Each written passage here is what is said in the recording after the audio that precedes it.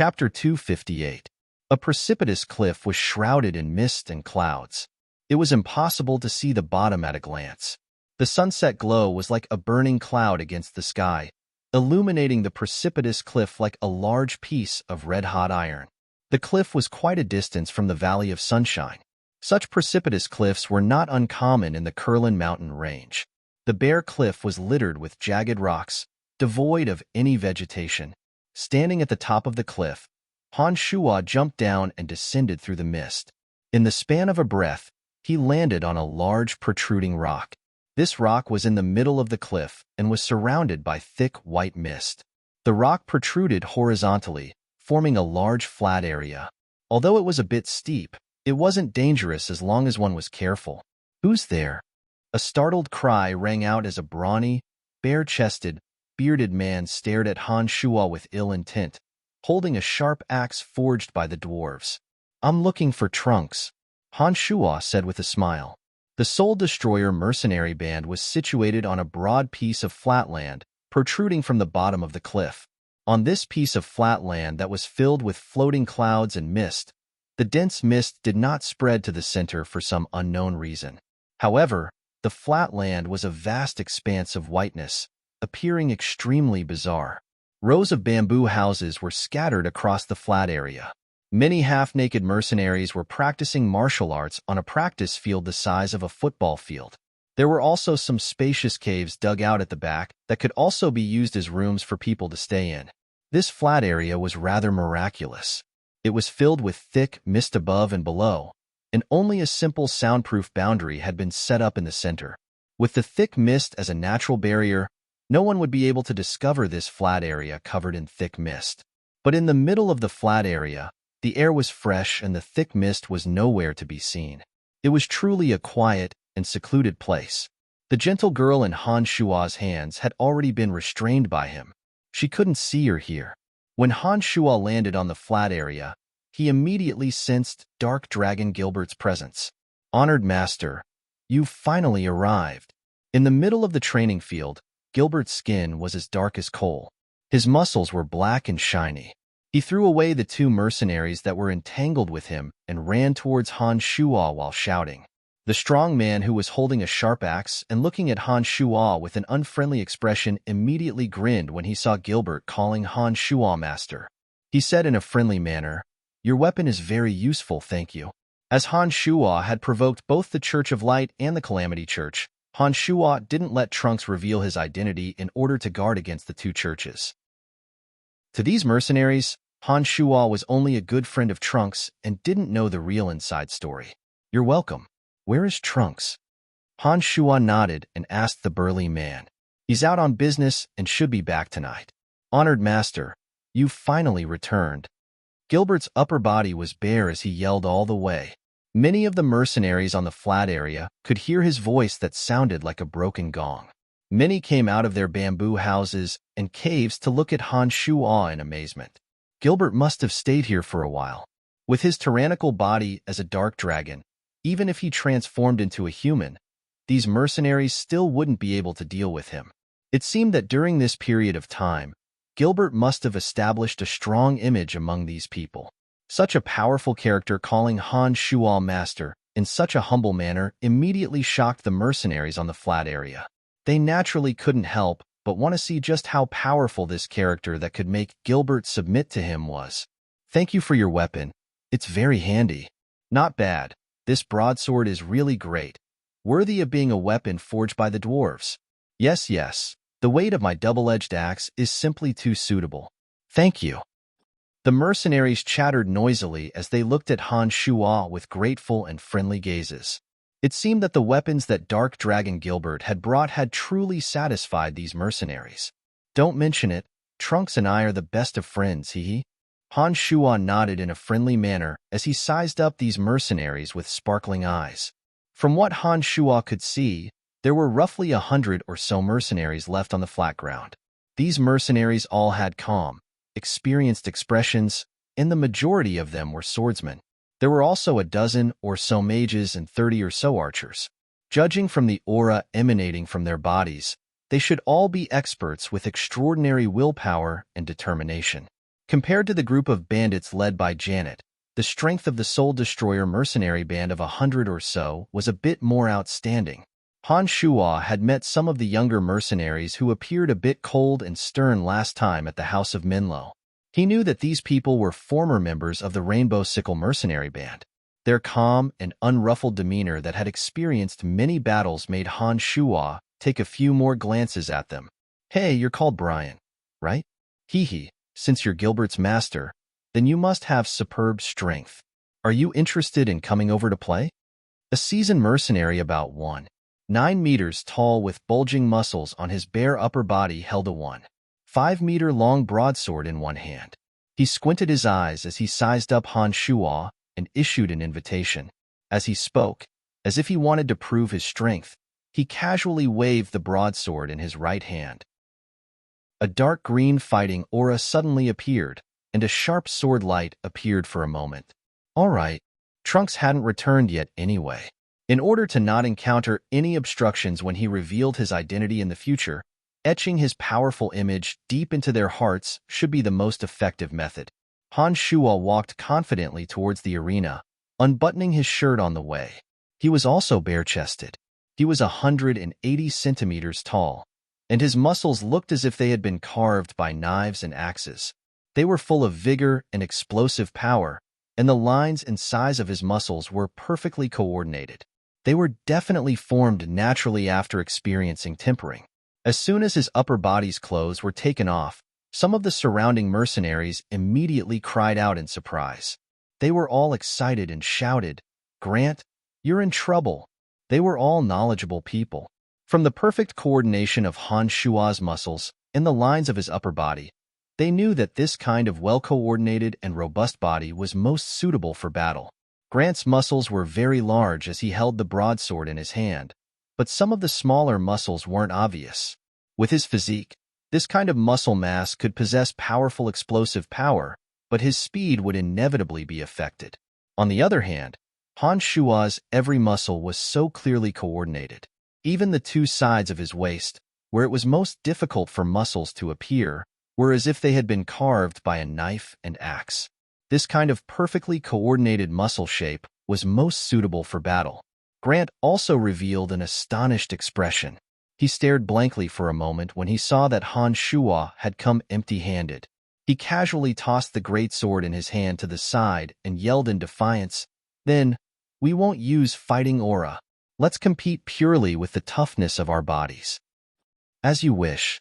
Han Shuo laughed heartily and strode towards Grant, not using any demonic yuan. Grant was overjoyed. He didn't wait for Han Shuo to come near and sped up. His 9-meter-tall body charged ferociously at Han Shuo, grinning as he clenched his fists and punched straight at Han Shuo. To everyone's surprise, the approaching Han Shuo didn't move at all. He stared blankly at the incoming iron fist with a strange smile on his face. Boom! A muffled sound like that of a war drum came from within Han Shuo's body. Grant's powerful punch landed on Han Shuo's chest, but Han Shuo's body didn't move. Even the smile on his face didn't change. "Oh my gosh, is your body made of steel?" On the contrary, Grant, who had punched Han Shuo, was grimacing in pain as he shook his fist, an expression of unspeakable pain. Heh. Han Shuo's hand shot out like lightning, grabbing onto Grant's shoulder and flinging him away. The 9-meter-tall burly man flew up like a feather, swinging a few meters in the air and landing right on top of a wide, soft cushion. Casually sweeping a glance at the mercenaries beside him, Han Shuo said in a carefree manner, "Is there anyone else who wants to try? Whether it's physical attacks, fighting aura, or magic, I can keep you company." When these words were spoken, the mercenaries of the Soul Destroyer mercenary band were all dumbfounded. They stared at Han Shuo in shock, but not a single person stood out. "Waha, you idiots actually want to compete with my master in terms of physical strength. In the forbidden area of the Dark Forest, my great master had even beaten the Golden Dragon, who was known to have the strongest physical body, to the ground. You fellows are really crazy," Gilbert shouted proudly, causing the group of mercenaries, who were already surprised, to be even more dumbfounded. "Great master, it's fine if you come, But why did you bring me a woman? You're becoming more and more considerate now. Gilbert yelled and suddenly discovered the woman that Han Shuo had carelessly thrown to the side. He walked over excitedly. Stop, you can't touch this woman. I have great use for her. She belongs to the female bandit Janet. I still need to rely on her to have a good chat with Janet. Han Shuo glared at Gilbert and berated. Gilbert immediately became well-behaved when Han Shuo yelled. At this moment, the sound of wind rustling came from the top of the cliff.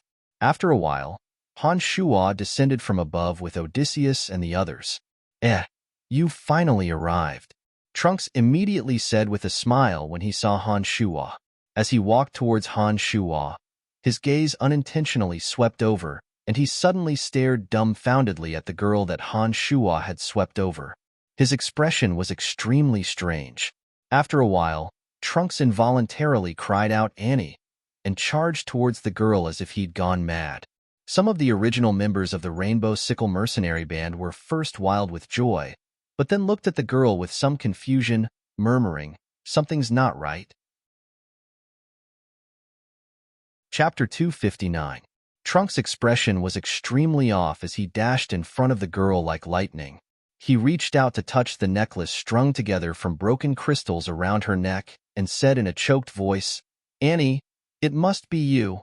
Some of the original Rainbow Sickle mercenaries surrounded Trunks with uncertain gazes.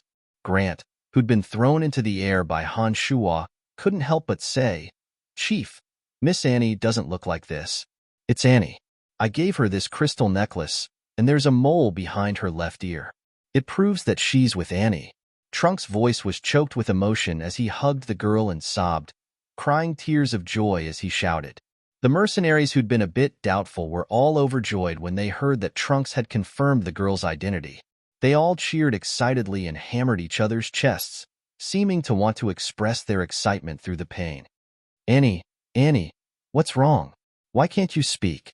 Trunks cried out in panic when he realized that the girl in his arms wasn't moving at all. She was as silent as a puppet. "Let me." Han Shuo's body flashed, and he was already in front of Trunks. He reached out with his right hand and pressed it against Annie's back. A beam of dark light shone from his palm into Annie's body, clearing away the power that was restraining the girl. The lifeless girl's face suddenly flushed red. Her long eyelashes fluttered as she seemed to feel Trunks's movements. She abruptly opened her large, bright eyes and looked at Trunks with a bit of confusion. After staring blankly for a moment, a sharp cry of surprise suddenly came from the young girl's mouth. The young girl struggled fiercely, using all her hands and feet to greet Trunks' body. She kicked Trunks with all her might while yelling and cursing, "Damn it, who are you? If Janet finds out, he'll kill you. Let go of me, let go of me." However, the girl didn't seem to have practiced martial arts. The series of punches and kicks that landed on Trunks' body didn't cause him any harm. However, Trunks had a baffled expression as he released the girl. He blankly stared at the girl and said, "Annie, could it be that you don't remember me?" "Who's Annie?" "I'm Betty. You must have mistaken me for someone else. Are you crazy?" The girl dodged from Trunks' side and angrily looked at Han Shuo. She said angrily, "You damned bandit. What are you trying to do by capturing me?" Han Shuo didn't answer her question. He frowned and stared deeply at Annie. Then he looked at Trunks, who was revealing his true feelings, and asked, "Trunks, you didn't get the wrong person, did you?" Trunks shook his head with certainty and said, "That crystal necklace was given to her by me. The black mole on her ear is still there, so it must be Annie. But I don't know why her appearance has changed and why she doesn't remember me." "Then there's no problem. As long as these characteristics are there, it's definitely her." Sometimes, memories can be forgotten due to some great stimulation. As long as you use some magic potions, you can change your appearance to something else. Han Shuo calmly said, "That's right, it must be like this. Where did you find her?" Trunks immediately said with certainty after hearing Han Shuo's explanation, "You bastards, what do you want? Hurry up and let me go, or else Janet won't let you go." The originally gentle girl became a bit flustered and impatient because of the danger she was in, and she shouted loudly in alarm, "I caught her from Janet's hands. It looks like I can only understand what's going on after I find Janet. I just happen to want to talk to Janet. Annie, where did you get this crystal necklace? Trunks walked in front of the girl and pointed at the necklace on her neck, asking with a trembling voice. How would I know? She's mine anyway. You must have the wrong person. I beg you, let me go. I can make Janet let you go. The girl seemed to feel Trunks' concern for her and begged pitifully. Do you remember what happened when you were young? What happened when you were young? Trunks' eyes sparkled as he stared fixedly at the girl and asked hastily. Shaking her head like a rattled drum, the girl yelled, I don't remember. I don't remember anything, and I don't want to remember. Hurry up and let me go. By now, it wasn't just Trunks. Even the other former members of the Rainbow Sickle Mercenary Band could see that she had indeed lost her memory. They were certain that the girl was Annie, who had been missing for 3 years. I want to find Janet and ask her. Uncle Grant, take 2 small teams and come with me. Trunks' expression was resolute as he instructed Grant and then said gently to Annie, Annie, stay here for now. They'll take good care of you just like before. I'm not Annie. Let me go. Annie couldn't help but cry out when she saw that Trunks was about to leave. Let's go. We'll take care of things together tonight. Wiping his eyes, Trunks didn't look at the crying Annie and gestured at Han Shuo before walking towards the area where they'd landed with large strides. 2 small teams of 20 people, plus Odysseus group, as well as Han Shuo and Gilbert, walked towards the flat area where they'd landed. They followed the excavated stone steps and climbed up the cliff. Why did you leave in such a hurry last time? Odysseus asked Han Shuo with a smile as he climbed up. Gordon, Aphrodite, and the others were also chattering away. I had no choice. I also had a bunch of things to do last time. Add to that the fact that Ferguson kept his eyes on me, so I had no choice but to leave in a hurry. Han Shuo smiled apologetically at Odysseus and explained, Hey, Brian, are you really the master of this mercenary band? Gordon leaned against Han Shuo and looked left and right. He couldn't help but ask in a low voice when he saw that no one was paying attention to him. Nodding, Han Shuo said softly, Yes. Gordon's face was full of surprise as he chuckled. You're really amazing to have established such a large mercenary band. We were only willing to join because Trunks said that you're the master behind the scenes of the Soul Destroyer mercenary band. Patting Gordon's shoulder, Han Shuo nodded with a smile and didn't say much. The friendship that Han Shuo had built with them in the Dark Forest was indeed effective. A merchant has unintentionally discovered a silver mine in a mountain valley. It's said that there's even mithril inside. The powers surrounding the Valley of Sunshine have already fought a few battles for the silver mine. I've received accurate information that Loriton of the Cairo Mercenary Band will also be there tonight. The Cairo Mercenary Band has occupied all the high ground in Tanai, so it'll be very difficult for the other powers to deal with them. This time, Loriton has already left the Valley of Sunshine for the mithril. The other hostile powers definitely won't let him go. There'll definitely be a fierce battle at the silver mine tonight. I've come back to bring some people to join in the fun and see if we can fish up some benefits. Trunks stood on the cliff and explained to Han Shuo from the flatland that was curled up by the clouds. Startled, Han Shuo said, Silver mines are already very rare, and mithril is a top-quality material for forging weapons and armor. No wonder everyone's eyes are red with greed. It looks like this fierce battle is unavoidable. That's right. Even in a place like the Valley of Sunshine, mithril is a priceless item. The value of a silver mine with mithril is simply immeasurable. Therefore, as long as the powers in the Valley of Sunshine have some power, they all want to head to that mountain valley for a share. The merchant who discovered the silver mine was instead killed at the first opportunity. It's a pity that the news still leaked out. Trunks nodded in agreement and said in a low voice, Let's go. We'll also go take a look. If there aren't any accidents, Janet will also appear in that mountain valley. Han Shuo thought for a moment and suggested to Trunks, Yes, that's what I was thinking as well. Trunks replied. Afterwards, the group of 30 or so people silently left the cliff and headed towards their destination according to Trunks' directions. The mercenaries that Trunks had brought with him were mostly experienced and extraordinary members of the Soul Destroyer mercenary band. Each and every one of them didn't forget to check their equipment on the way, vigilantly paying attention to their surroundings and carefully avoiding other groups of people. When the sky had completely darkened and the crescent moon had yet to appear, Trunks stopped behind a boulder and pointed to a mountain valley densely covered in creepers. He said to Han Shuo, "That's the one. I think that all the major powers in the Valley of Sunshine have already entered." Chapter 260. The Mithril Mine is within the Rainbow Sickle Mercenary Band's sphere of influence.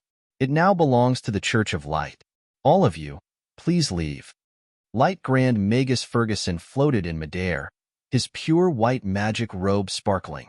He held a magic staff in his left hand, his expression sacred and inviolable. Light magical elements gathered towards the magic staff in his hand from all directions of the valley.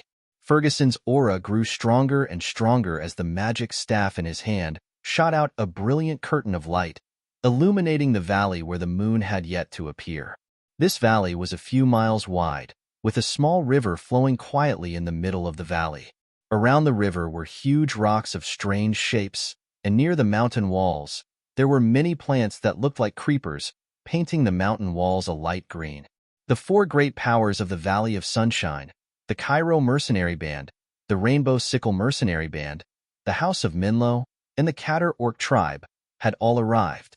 They split into four directions and occupied the most central area of the valley. Outside the four great powers, a dozen or so smaller powers were scattered in twos and threes, similarly gathering here with greedy hearts. Han Shuo had originally planned on concealing his tracks, but when he heard the rumbling, he released the Een demon and circled the valley once. He had a panoramic view of Tanai's situation and understood that Tanai had reached a critical juncture. All the powers were no longer concealing themselves. "Let's go. As long as we're careful, no one should notice us." Han Shuo called out lightly and led Gilbert and Trunks, carefully avoiding the various powers. They arrived at a remote corner of the valley and hid behind a large rock. "Mr. Ferguson, the merchant who discovered the silver mine, is from our House of Minlo. The mine should belong to our House of Minlo." Adam Minlo, the patriarch of the House of Minlo, said dryly as he glared at Ferguson with a dark face. Adam Minlo was a skinny old man, rumored to be a skyrider. He rode on a super-rank magical beast, the golden-winged roc, and held a golden spear in his hand. He appeared to be overbearing. Behind him were dozens of experts from the House of Minlo. Each of them was riding strange magical beasts and wielding top-notch weapons or magic staffs. They stared at Ferguson with unfriendly expressions. "Ferguson, it's not your Church of Light's turn to be arrogant in the Valley of Sunshine. Our Cairo Mercenary Band is the true master of the Valley of Sunshine. Everything in the Valley of Sunshine belongs to us." The bald, burly Loritan's voice was as loud as a bell as he held a giant battle axe in his right hand. Under the illumination of the light magic, the battle axe did not shine at all. It seemed to contain an inexplicable power. The handle of the battle axe was rusty, and it seemed to be quite old. There was also a group of elites from the Cairo Mercenary Band standing behind Loritan. It looked like he was determined to get his hands on this mithril mine. On the other side, the Katter Beastman tribe's tribal chief, Katter, was about 2.5 meters tall and carried a huge totem on his shoulder. The warriors behind him were also huge and carried huge totems. It looks like this battle is unavoidable. The corners of Han Shuo's mouth carried a malicious smile as he looked at the four strongest powers in the center of the valley, facing each other with equal harshness. "Yes, but why haven't we discovered the Butcher and Janet's bandits?" Trunks nodded, and then said with some doubt, "Logically speaking, they should have received the news as well. There's no way they wouldn't want to share. Actually, they're already here, but they're just hiding like us. Heh. These bandits don't dare to expose themselves and have long since hidden themselves." Han Shuo pointed in the direction of the orc chief, Katter, and said, "There's a mountain path behind them. There's a large area of rubble, and the butcher's men are inside. Over there, in the shrubbery a mile behind the House of Minlo, are Janet's bandits. However, let's not go find Janet for now. Let's observe the situation first." "Got it," Trunks replied. Due to the limited area of the valley, The various powers that had come to the valley had only brought a portion of their elites. There weren't many of them. The various powers had gathered in the open and in the shadows, all harboring the thought of seizing the silver mine. They filled every corner of the valley, and the situation was in a stalemate that could erupt at any moment. At this time, no one dared to make the first move, so everyone had the same goal. Even Loritin didn't dare to make the first move, lest he become the target of all the powers' attacks. After a round of quarreling and roaring, the four great powers glared at each other and cursed at each other. Their subordinates also brandished their weapons in a threatening manner, but they didn't actually make a move. It was obvious that they had some misgivings about each other. These fellows are so annoying. Why haven't they made a move yet? I'm getting tired of watching, Gilbert said impatiently when he saw that they were still quarreling. Where's the silver mine? I'll add some fuel to the fire. Han Shua thought for a moment, then glanced at Trunks and asked, There, where the plants are the most luxuriant, is a cave that leads underground. It's rumored that there's a silver mine there, as well as an extremely rare mithril mine. Trunks replied as he pointed at the area where the four powers were standing. An idea came to Han Shua's mind, and he grinned evilly. I have an idea. This time, I'm going to make Florida suffer the consequences. Before coming here, Han Shua's group had already seen Florida. After half a year of recuperation, Florida's injuries had completely healed.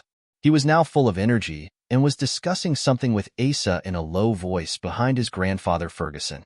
Asa and Maxine had tried to assassinate Han Shua during their last trip to the Valley of Sunshine. In the end, Asa's right arm had been chopped off and he had fled in a sorry state. Even now, Asa still hadn't recovered. His face was still pale and bloodless. Although his severed right arm had been reattached, judging from the spasms of his fingers, it should have been left with lifelong sequelae. It was likely that he would never be able to regain his original agility. After the necromancy incantation, the little skull and the Earth Elite zombie appeared together. After being refined by demonic arts, the Earth Elite zombie no longer looked like a zombie warrior and was no different from an ordinary human.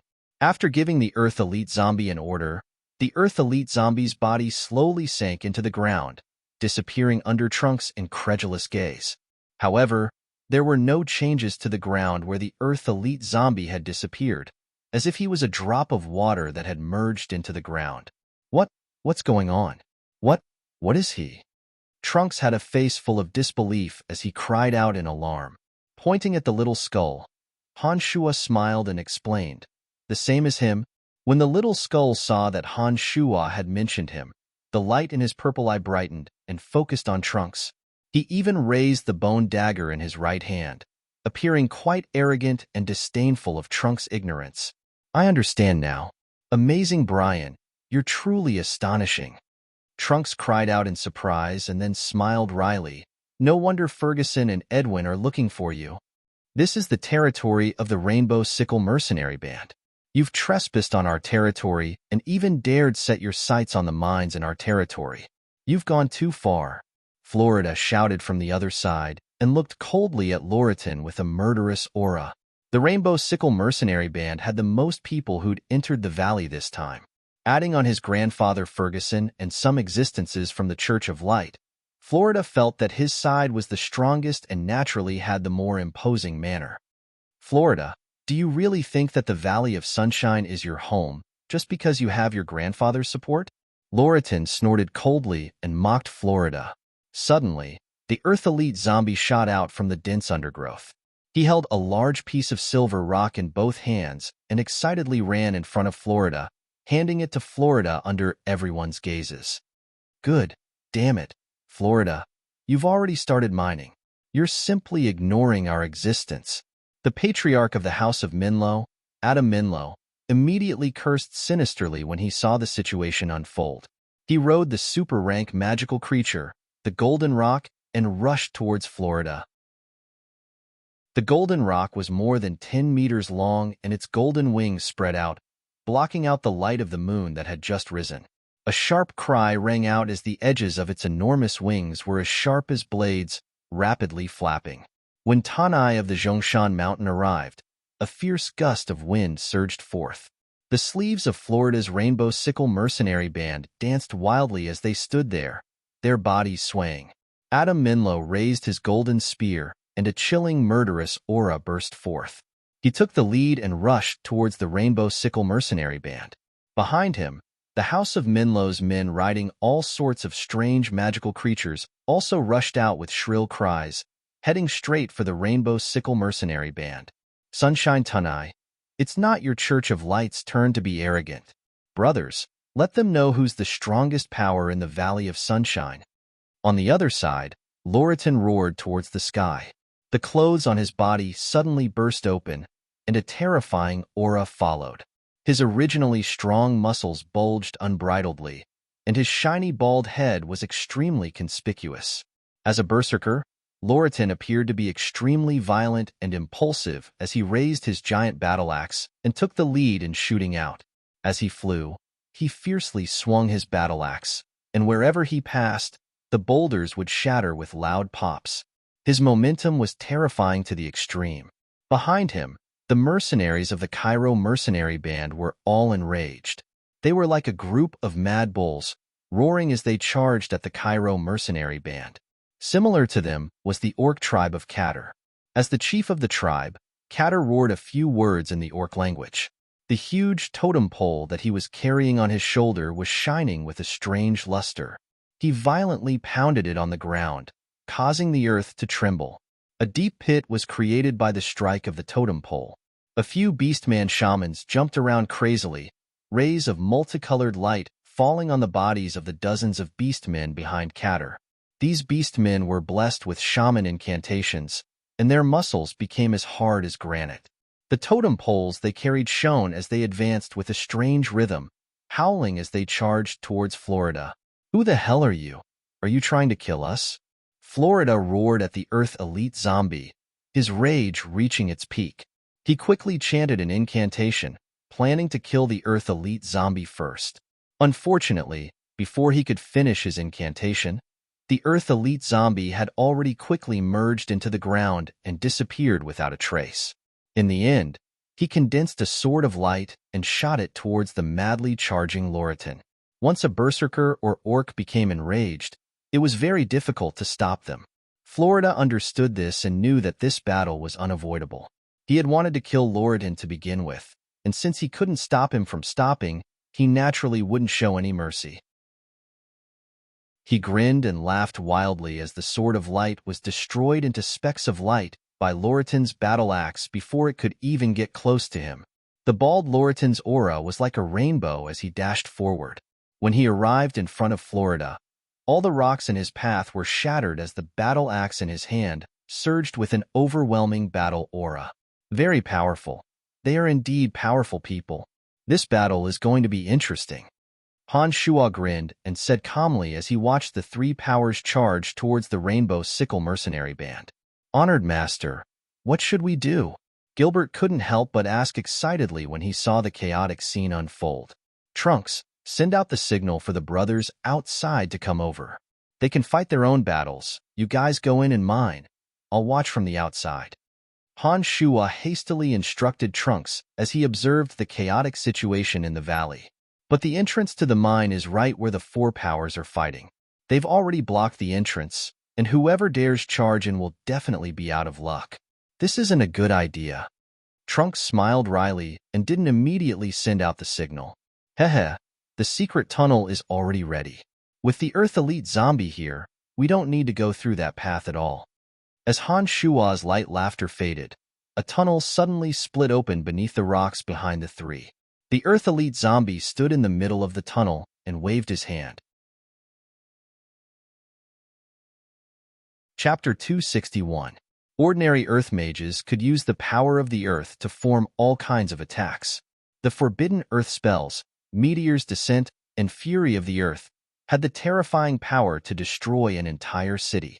However, although Earth mages could use the Earth element to form all kinds of attacks, they still couldn't use the power of the Earth as flexibly as the Earth Elite Zombie. As the favored child of the Earth Elite Zombie could skillfully utilize the Yuan energy of Earth to perform many exquisite and dexterous feats as soon as his feet touched the ground. This miraculous ability to utilize the power of the earth to form tunnels underground wasn't difficult for him. When a tunnel appeared out of nowhere, Trunks knew that it definitely led to the mine. The four great powers of the Valley of Sunshine were fighting fiercely over there, all for the sake of entering the mithril mine and mining. The appearance of such a tunnel allowed Trunks and the others to directly enter the innermost part without any difficulty. Understood. Trunks grinned and laughed lowly, then raised his voice and let out a cry that resembled an eagle's or a bird's. All sorts of rumbling sounds could be heard in the valley, so Trunks's cry wasn't anything out of the ordinary. Through the Een Demon's observation, Han Shuo saw that Grant and the others had stayed outside the valley. When they heard Trunks's cry, their expressions immediately shook and they cautiously moved towards Tanai. Awoo! The berserker Loritan roared towards the sky and swung the battle axe in his hand. A dazzling curtain of light appeared and enveloped the 7 rainbow sickles within it. The bodies of those who were enveloped by the curtain of light were cruelly torn to shreds as fresh blood sprayed all over Loritan's body. Be careful of Loritan. If I'm not wrong, he's holding the divine weapon of the Berserker clan, the Berserker's battle axe. Loritan used to be someone who could go berserk twice. Legend has it that a Berserker with the Berserker's battle axe can use the power of the Berserker's battle axe to go berserk once more. A Berserker who can go berserk 3 times is definitely stronger than a great swordmaster. I think he's the most difficult to deal with in the entire valley. Even Ferguson might not be his match. You must be careful of him. Trunks couldn't help but warn Han Shuo when he saw the enraged Loritan, his muscles bulging and a terrifying aura erupting from him. After hearing Trunks' words, Han Shuo was actually a little eager to give it a try. He exclaimed in a low voice, "A thrice berserker. Hee, interesting. As for those catter orcs, be careful not to get surrounded by them. Otherwise, when dozens of totem poles strike the ground at the same time, it will create a terrifying shockwave. Once you get caught in the shockwave, it will be very difficult to get out alive." As a veteran of the Valley of Sunshine, Trunks was well aware of the various powers. He couldn't help but remind Han Shuo when he saw that the Battle of Tanai Mountain had officially begun. "Don't worry, I know what I'm doing. Be careful when you go inside. I'll have the Earth Elite Zombie follow you all the way. Once your tracks are exposed, immediately leave through the tunnel. With the Earth Elite Zombie underground, your safety shouldn't be a problem."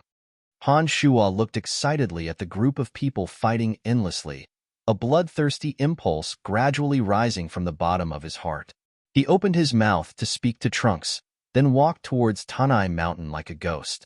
When the little skull that had been summoned by Han Shuo and the Earth Elite Zombie saw Han Shuo leave, it walked to the Earth Elite Zombie side and patted his shoulder, then followed Han Shuo as usual.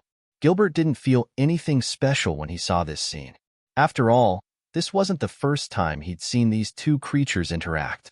However, someone like Trunks, who looked at things with common sense, cried out in surprise when he saw the little skull's strange actions. "Leader, what's wrong?" Grant and the others hurried over from outside as Trunks stared dumbly at the little skull's departing figure. Grant couldn't help but ask when he saw Trunks' strange expression. "No, nothing's wrong. Come down with me." Trunks shook his head with a wry smile and waved his hand at Grant, then jumped down into the tunnel. The Earth Elite Zombie was very intelligent. When it saw Trunks jump down, it walked into the depths of the darkness and helped Trunks lead the way. What's going on? Why is there a tunnel?" Grant couldn't help but turn pale with fright when he saw a dark, bottomless tunnel. "Don't ask so much, let's go," Gilbert shouted and followed Trunks into the tunnel. The group of mercenaries were all scratching their heads in confusion. After staring blankly for a while, they entered the tunnel one after another. When everyone had entered, the tunnel's exit magically closed, leaving no trace behind. At this moment, the valley was a complete mess. More than 100 elites from the 4 great powers of the Valley of Sunshine had suddenly started fighting. When Han Shuo, eager to make a move, approached the area, he discovered that the situation had taken an unimaginable turn, completely out of his expectations. Originally, because of the Earth Elite Zombie's sudden disturbance, the other 3 powers had charged towards the Rainbow Sickle Mercenary Band. Among them, the Cairo Mercenary Band had taken the lead, and Loritin was as valiant as a god of war, slaughtering the Rainbow Sickle mercenary band as if he was invincible. Even if the Cairo mercenary band had the advantage in numbers, if the House of Minlo and the Catter Orc tribe had attacked together, the Rainbow Sickle mercenary band would still be in trouble. A fire archmage from the House of Minlo released 3 fire serpents that were 5 meters long in a vivid and lifelike manner. The fire serpents danced wildly as they spread out. One of them rushed towards Loritin, while the other 2 slithered towards the Cairo mercenary band from the sides. The tender green vegetation on the rock walls rapidly melted wherever they passed. "Adam, you old fart, if you want to die, then I'll send you on your way today." Loritin roared angrily as his body flew high into the air. The berserker's battle axe in his hand raised a curtain of light, and the fiery serpents turned into sparks before they could even approach his body. Silver light shot out from the berserker's battle axe like a waterfall flowing against the current, shooting towards Adam Minlo on the back of the golden-winged rock. Clang! Adam Minlo's golden spear accurately collided with the berserker's battle axe. Loritin used the momentum of his flying body to block the attack and fell powerlessly into the middle of the House of Minlo. Adam Minlo grunted and hurriedly urged the golden-winged rock to fly higher, seeming to be a bit afraid of the frenzied Loritin. Loritin roared angrily as he once again made his move. Landing in the middle of the House of Minlo actually made things easier for him. The archmage who had released the fire spell, Dancing Serpents of Fire, didn't even have time to react before he was cleaved in half by the axe, fresh blood and innards splattering all over the ground.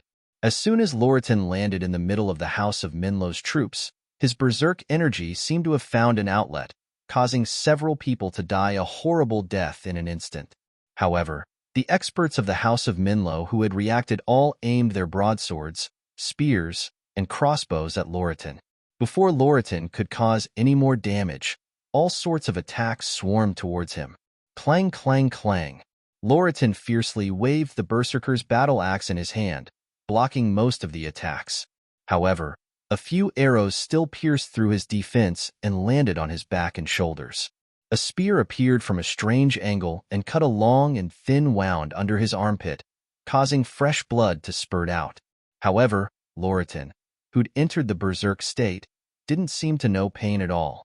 His physical defense was also astonishingly frightening. The arrows and spears seemed to be extremely fast and ferocious.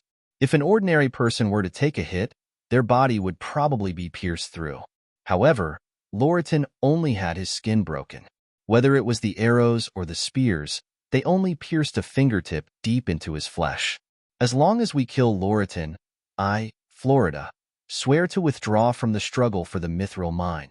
Don't let him leave this place alive. Florida floated over from the other side, the exquisite magic staff in his hand constantly flashing with light. Rays of sword light slashed and shockwaves shot towards the Cairo mercenary band. A war.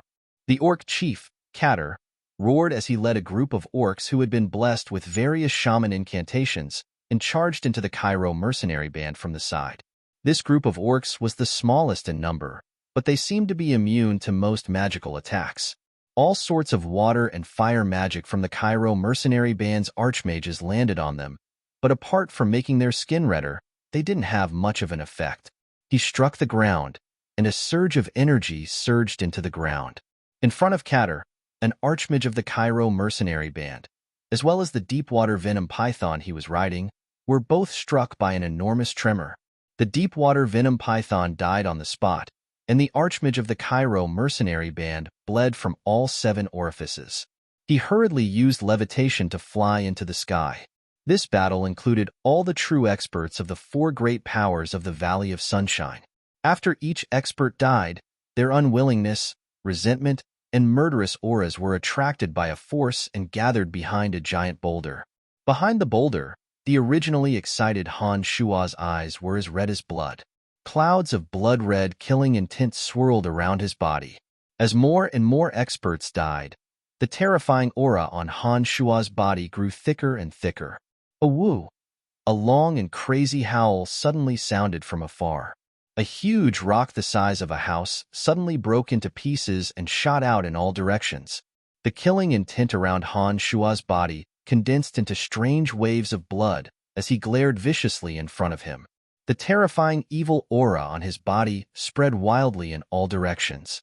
All the experts of Tanai Mountain felt this violent and cruel killing intent, and all of their gazes suddenly focused on Han Shua. Dashing out with a whoosh, Han Shua turned into a beam of bloody light and shot into the Rainbow Sickle Mercenary Band. He was like a bloodthirsty demon as he punched out. 3 senior swordsmen of the Rainbow Sickle Mercenary Band were pulverized into a bloody mess by the waves of blood that came from his fist. It's him. It's him. Kill him. Florida had an unforgettable hatred for Han Shua. Even though Han Shua's appearance was vastly different from before, he still recognized him at a glance and immediately started yelling madly. However, for some reason, Florida, who should have been the first to make a move, suddenly felt fear in his heart. Although he roared at the top of his lungs to kill Han Shua, he subconsciously retreated instead. It was obvious that he was afraid.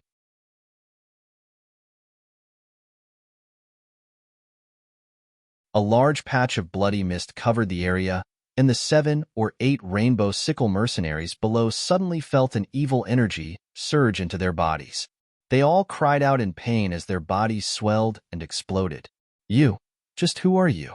You're even more evil than the Calamity Church. I won't let you go. The 7 or 8 Rainbow Sickle mercenaries didn't have any resistance at all as their bodies exploded in an instant.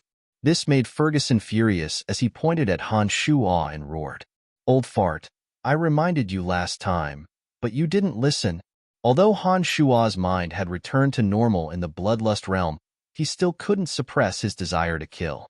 He commanded the demonic cloud to envelop the Rainbow Sickle mercenary band with a cruel voice. A banner of blood fluttered in the air as the thick, murderous aura around Han Shua's body surged into it. The banner released a thick mist of blood that was entwined with the image of 100 evil spirits baring their fangs and brandishing their claws.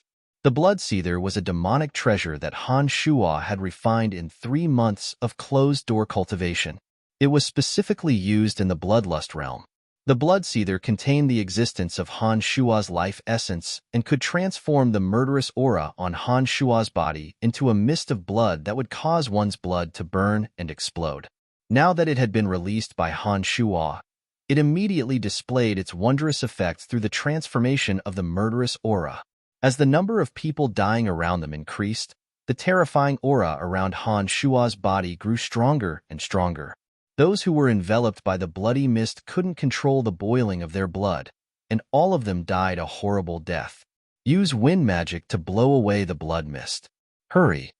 Florida turned pale with fright when he saw the blood mist engulfing them like a cloud. He hurriedly instructed. The wind mages on the other side immediately released hurricanes and tornadoes as soon as he'd finished speaking. The fierce wind whistled through the air, wreaking havoc in everything like knives.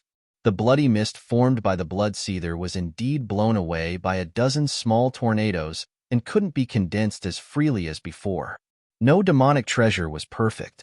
Han Shua wasn't surprised that the blood mist on the Bloodlust banner would be blown away by wind magic, nor was he discouraged in the slightest.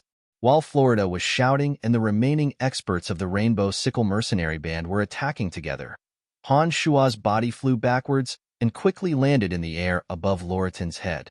"Loritin, I'll help you break out of the encirclement. That cursed shop belongs to me. In addition, the Soul Destroyer mercenary band has the right to openly recruit mercenaries in the Valley of Sunshine. How about it?" The murderous Han Shua stood proudly in the air and proposed as he looked down at Loritin, who was covered in cuts and bruises. It was obvious that the 3 great powers of the Valley of Sunshine had colluded to plot against Loritin this time. If Loritin died here, then the Valley of Sunshine would instantly fall into chaos. The Rainbow Sickle mercenary band would be the most likely to take control of the situation. This was something that Han Shua didn't want to see, and was also detrimental to the development of the Soul Destroyer mercenary band. Therefore, even if it wasn't for Loritin, Han Shua had no choice but to help Loritin break through for his own and Trunk's benefit. However, it would be even more perfect if he could gain some benefits before helping Loritin. Han Shua also believed that Loritan wouldn't reject him at this time. As expected, Loritan didn't hesitate at all.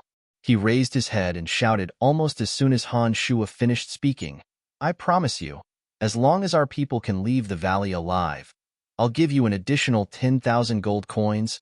"Deal," Han Shua replied calmly. Magical incantations were chanted one after another, and the canopy of necromancy was released. The sky was covered by dense dark green clouds that wouldn't disperse. Several acid swamps suddenly formed and landed in the center of the Katter Orc house of Minlo's troops. Mysterious incantations were chanted from Han Shua's mouth. As Han Shua waved his hand, rays of strange light shot out under the cover of the canopy of necromancy, landing on the bodies of the experts who had just died not long ago. A terrifying scene appeared. Those who had just been killed stood up shakily, their gazes lifeless and inhuman. Fresh blood flowed out of the wounds on their bodies, and some of their internal organs could be clearly seen. What was even more terrifying was that some of their intestines were flowing out of their ruptured stomachs, dangling at their waists like unfastened trouser pockets. When these dead people from the four great powers stood up one by one, they immediately caused an intense shock and fear to the living. All the living who noticed this scene let out indescribable screams of terror. For a moment, the Tanai of the Sun was a chaotic mess. Corpse resurrection was one of the most terrifying and memorable of necromancy magic spells. It had already become an ancient legend and hadn't appeared on the continent for thousands of years. There were no records of this terrifying magic spell in the declining necromancy magic spells of today. However, on such a dark night, in such a place, the four great powers of the glorious Tanai of the Sun were fortunate enough to witness this evil spell that had been lost for thousands of years. A legend was a legend after all. When those corpses stood up one by one and brandished the weapons they had used when they were alive to attack, the shock instantly destroyed their willpower.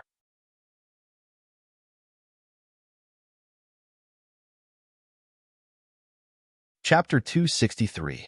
Grandpa, hurry up and release the radiance of light to dispel this evil magic. Florida was extremely anxious as he yelled at the dumbfounded Ferguson.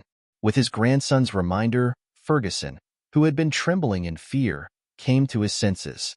The magic staff in his hand emitted a holy and bright light, and his voice echoed through the valley, "Holy power of light, hear my call, and dispel all darkness." Radiance of light.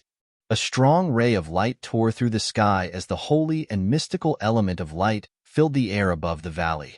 The dark green clouds created by Han Shua's canopy of necromancy dissipated under the radiance of the holy light, disappearing without a trace in an extremely short amount of time. Dazzling light shone upon the valley, reflecting the gentle light of the stars. The aura of death was quickly dispelled as the holy power of light sprinkled down. The dark creatures that Han Shua had summoned began to emit smoke from their bodies as their speed and strength were hindered. However, the newly resurrected corpses were the least affected by the radiance of light. Although their skin also emitted white smoke, they could still move freely and continued to charge towards the three great powers. The experts who had died not long ago also had the aura of dark creatures in their bodies due to Han Shua's necromancy magic.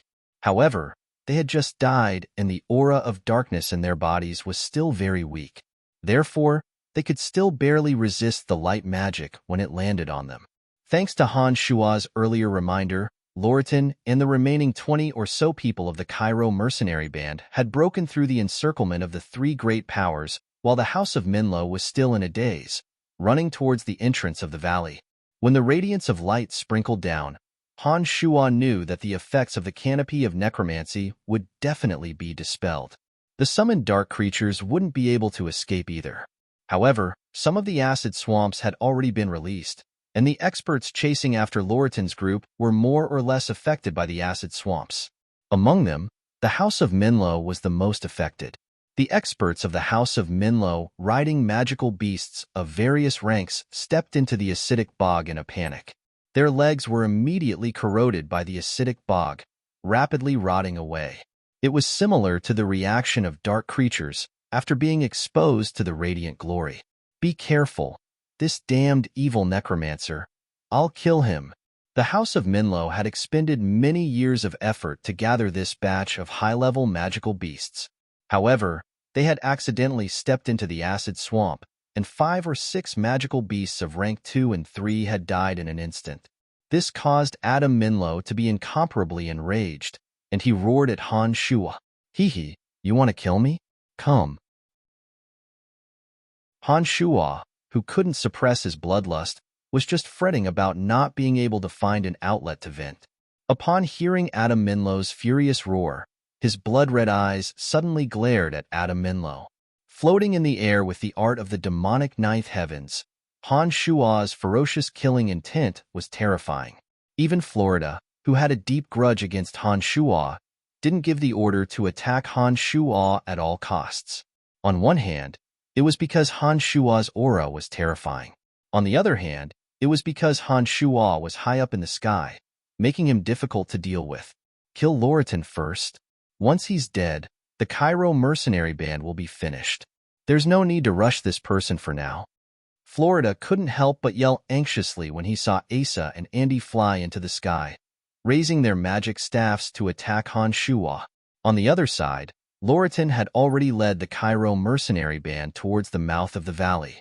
Florida had expended so much effort this time, even willingly giving up the mithril mine, just to kill Loritan and allow the Rainbow Sickle mercenary band to control the Valley of Sunshine. He naturally couldn't let Loritan leave. After Florida's roar, the remaining 30 or so Rainbow Sickle mercenary band experts and Florida all chased after Loritan. Andy, who had flown into the sky with Asa to deal with Han Shua, looked at Han Shua standing proudly in the sky and finally turned to chase after Loritan with Florida. However, Asa, whose arm had been severed by Han Shua with the Demon's Lair edge, didn't listen to Florida's orders. He continued to stare fiercely at Han Shua and flew towards Han Shua with the patriarch of the House of Minlo, Adam Minlo. Behind Asa was Grand Magus Ferguson, who had released the radiance of light. He was also hovering in the air like a willow leaf as he floated over. Shoot! Adam Minlo rode on the golden rock and wielded a dazzling golden spear as he aggressively charged towards Han Shua. At the same time, he ordered the experts below him. The experts of the House of Minlo had been killed by Loritan's Berserker Axe and Han Shua's Necromancy magic. There were only 30 or so people left. Under Adam Minlo's orders, bolts of crossbow bolts and spinning axes shot towards Han Shua, who was standing high in the sky. The 3 demons enveloped the entire scene, and Han Shua could clearly see any abnormality. When the experts of the House of Minlo flew into the sky, a trace of a disdainful smile appeared on Han Shua's lips. He only looked down with a cold smile and didn't take any action. Just as the arrows were about to hit Han Shua, who'd been standing proudly in the sky, suddenly transformed into 4 people. The 4 Han Shua looked exactly the same and moved in 4 different directions, respectively charging towards Ferguson, Adam Minlo, Asa, and the members of the House of Minlo below. The ballista bolts and spinning axes from the House of Minlo below suddenly missed. They didn't even touch the corner of Han Shua's clothes. Wow, what's going on? How did it become 4 people? Damn it, am I seeing things? The experts of the House of Minlo exclaimed in disbelief. Ferguson and the other 2 also didn't know what was going on. As mages, Ferguson and Asa dodged instinctively. Only Adam Minlo, who was riding on the golden rock and wielding the golden spear, attacked the Han Shua in front of him even though he was equally shocked. At this moment, a series of whistling sounds pierced through the air. 7 bone spurs, shining with a cold glint, shot towards the golden-winged rock beneath Adam Minlo from all directions. On top of a huge rock, the little skull stood proudly. His purple demon eye glowed brightly as he firmly locked onto the golden rock beneath Adam Minlo. Under the little skeleton's control, the 7 bone spurs spun in a strange trajectory. As they flew towards the wings of the golden-winged rock, the 7 bone spurs shone with a brilliant jade light. They were as sharp and cold as 7 bright snow blades. The bone saber struck the golden-winged rock's wings, producing clanging sounds. The golden-winged rock let out a sharp, low cry. Golden feathers flew off its wings with specks of blood. The golden-winged rock was clearly injured. Adam Minlo, who'd been charging aggressively at Han Shuo, was now brandishing his golden spear and continuously blocking the seven bone spurs attacks. Curses rang out incessantly from his mouth, and it was obvious that he was beyond angry. "Old thing, you want to kill me?" Kiki. Han Shuo, who'd been flying towards Ferguson and the other two, disappeared into thin air. At this moment, his body suddenly appeared 10 meters above Adam Minlo's head. Han Shuo's eyes were crimson red as he laughed maniacally. The murderous aura around his body condensed on his arms. As Han Shuo's two hands bombarded, the thick, murderous aura surged downwards like layers of blood waves. "Damn it," Adam Minlo cursed. The golden spear that had been blocking the seven bone spurs had no choice but to immediately lift up. He exerted his Sky Knight's fighting aura to the limit, forming a silver light screen to block the invasion of the blood waves. However, the blood waves formed by the murderous aura contained a terrifying power. The thick, murderous aura covered the sky and covered the earth. It was as heavy as a mountain pressing down. The light screen formed by the condensed fighting aura was only able to resist for the time of 2 breaths before it was suddenly broken by the blood waves. With a loud rumble, the blood waves poured down like the waters of the Milky Way, violently shooting towards the body of the golden-winged rock that was tightly wrapped around Adam Minlo. The 10-meter-tall golden-winged rock was directly smashed into the ground from the sky, causing the earth to shake and the mountains to shake. When the experts of the House of Minlo below saw that their patriarch and the golden-winged rock had been forcibly struck down from the sky by Han Shuo, they were all extremely frightened. They gave up on chasing Loritan and instead swarmed towards the area, immediately surrounding the bloodied golden-winged rock as soon as they arrived. Seeing that the experts of the House of Minlo had already surrounded Adam Minlo and the golden-winged rock, Han Shuo, who was frozen in the air, didn't make a move against Adam Minlo, who was trapped by the golden-winged rock. The terrifying aura on his body and his crimson eyes returned to normal. Han Shuo's true strength was enough to face a Sky Knight or Great Swordmaster head-on. If Little Skull was added to the mix, then he would have a better chance. However, the reason why he'd been able to happily strike down Adam Minlo and the golden-winged rock was because he'd borrowed Tanai's murderous aura. When the attack landed, the murderous aura that he'd absorbed from the valley was completely released. Han Shuo, who was in the bloodlust realm, also returned to normal, his emotions calm and steady. After the 3 Een demons concealed themselves, they once again turned into bright lights that observed the surroundings, reflecting the entire valley into their hearts. Chapter 264. This person, just who is he? This is too terrifying. Even the head of the House of Minlo has been taken down, including the super-rank magical creature, the Golden Rock. How terrifying. Just what martial technique is he using? Why can't I see it at all? He must have the strength of a sacred swordmaster, otherwise it's impossible for him to be so strong. On the outskirts of the valley, a few of the smaller powers of the Valley of Sunshine who were hiding trembled as they watched the chaotic battle, all of them exclaiming in low voices. Awu, Chief Loritan of the Cairo mercenary band, stayed behind alone after charging out of the encirclement. Following a series of roars, the berserker's battle axe in his hand flickered with a silver light under the moonlight. Loritan's exposed muscles shone with a silver luster as his eyebrows and thick chest hair turned from black to silver.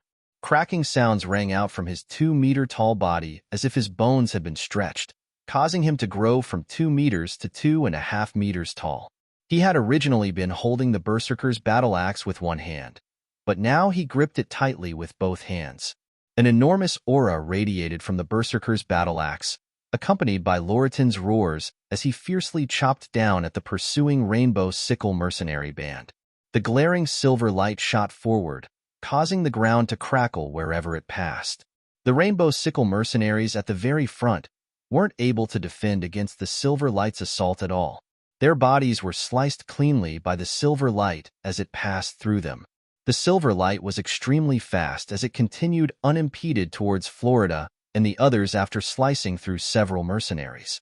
The shocked Florida flew into the sky in a panic, cold sweat beading on his forehead. A berserker going berserk 3 times.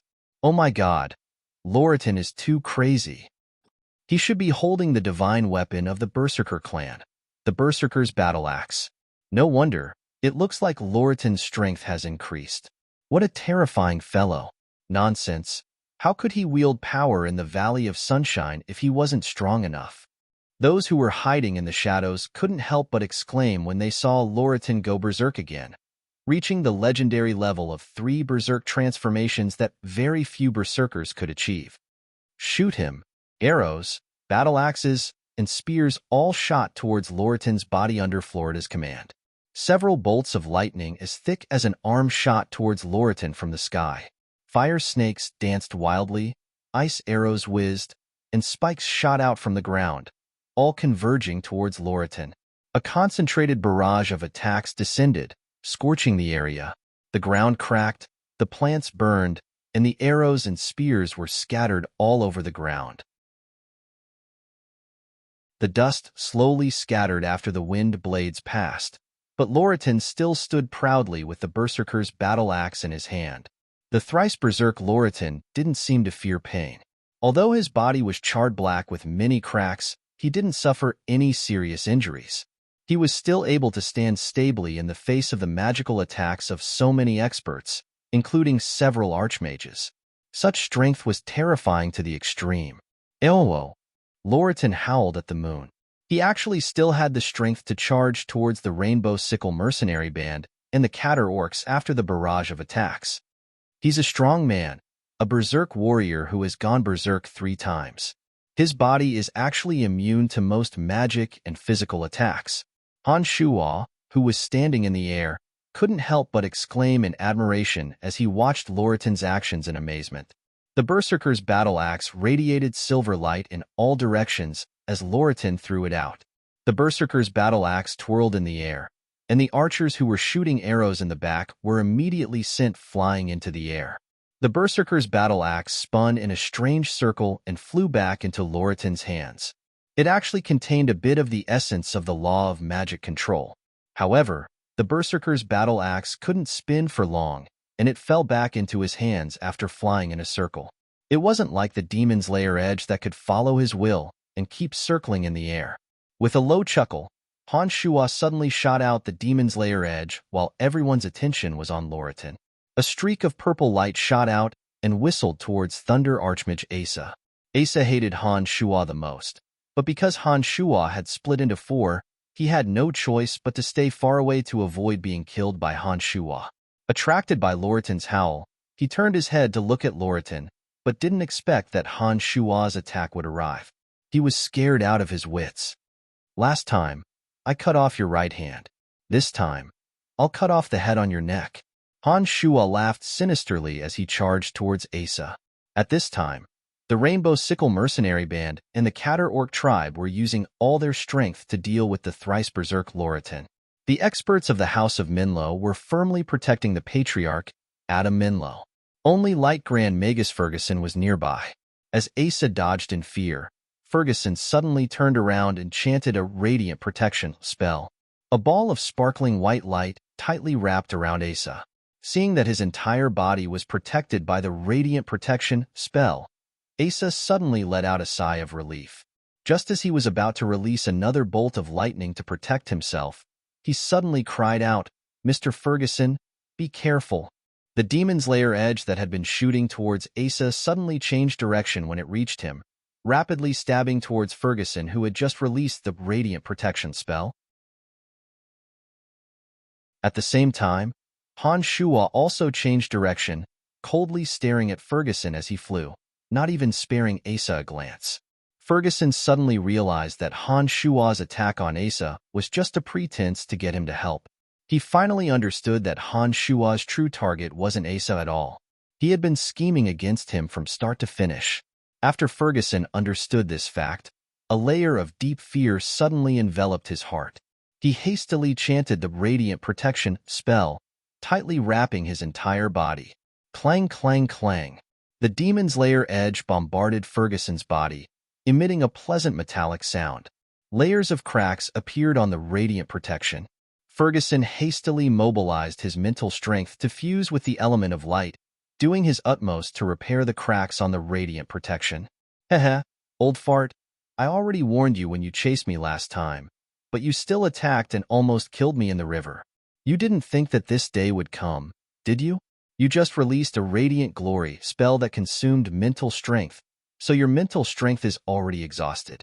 Let's see how long you can last with the next 2 radiant protection spells.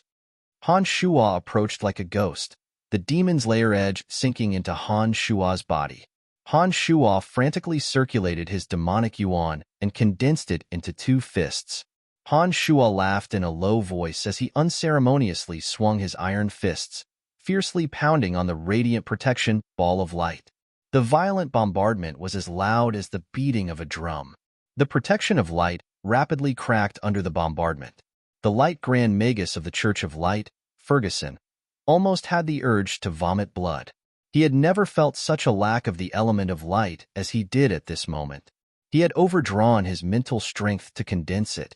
A deep fear was branded into Ferguson's heart as Han Shuo's fists bombarded him. Only now did Ferguson realize how sinister Han Shuo's schemes were.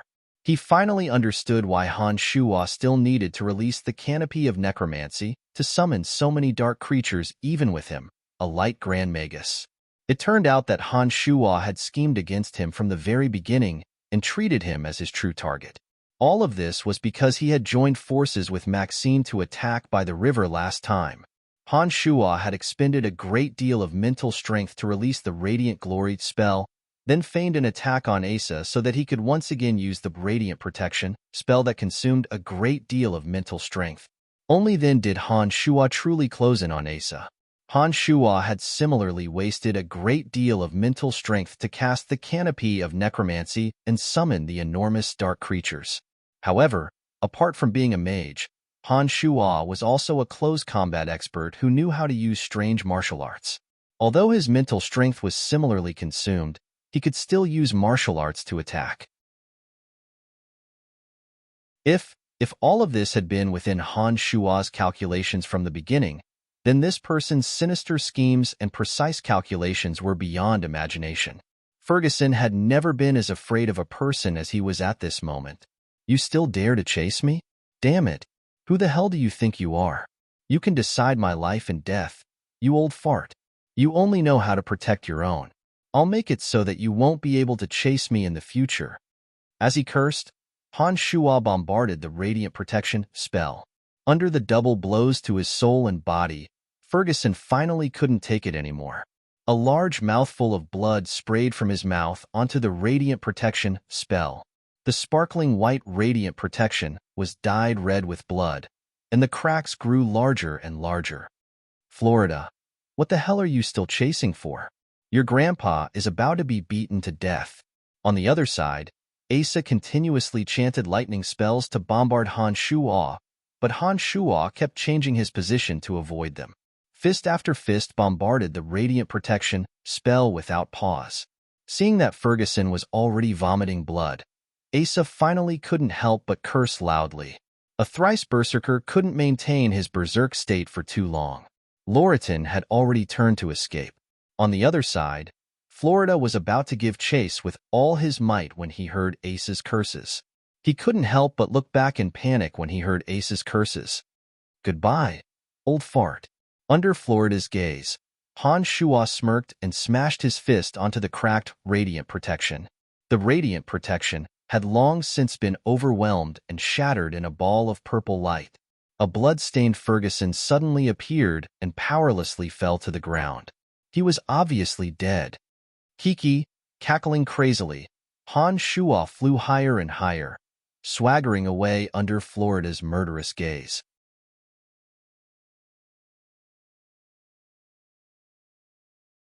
Chapter 265.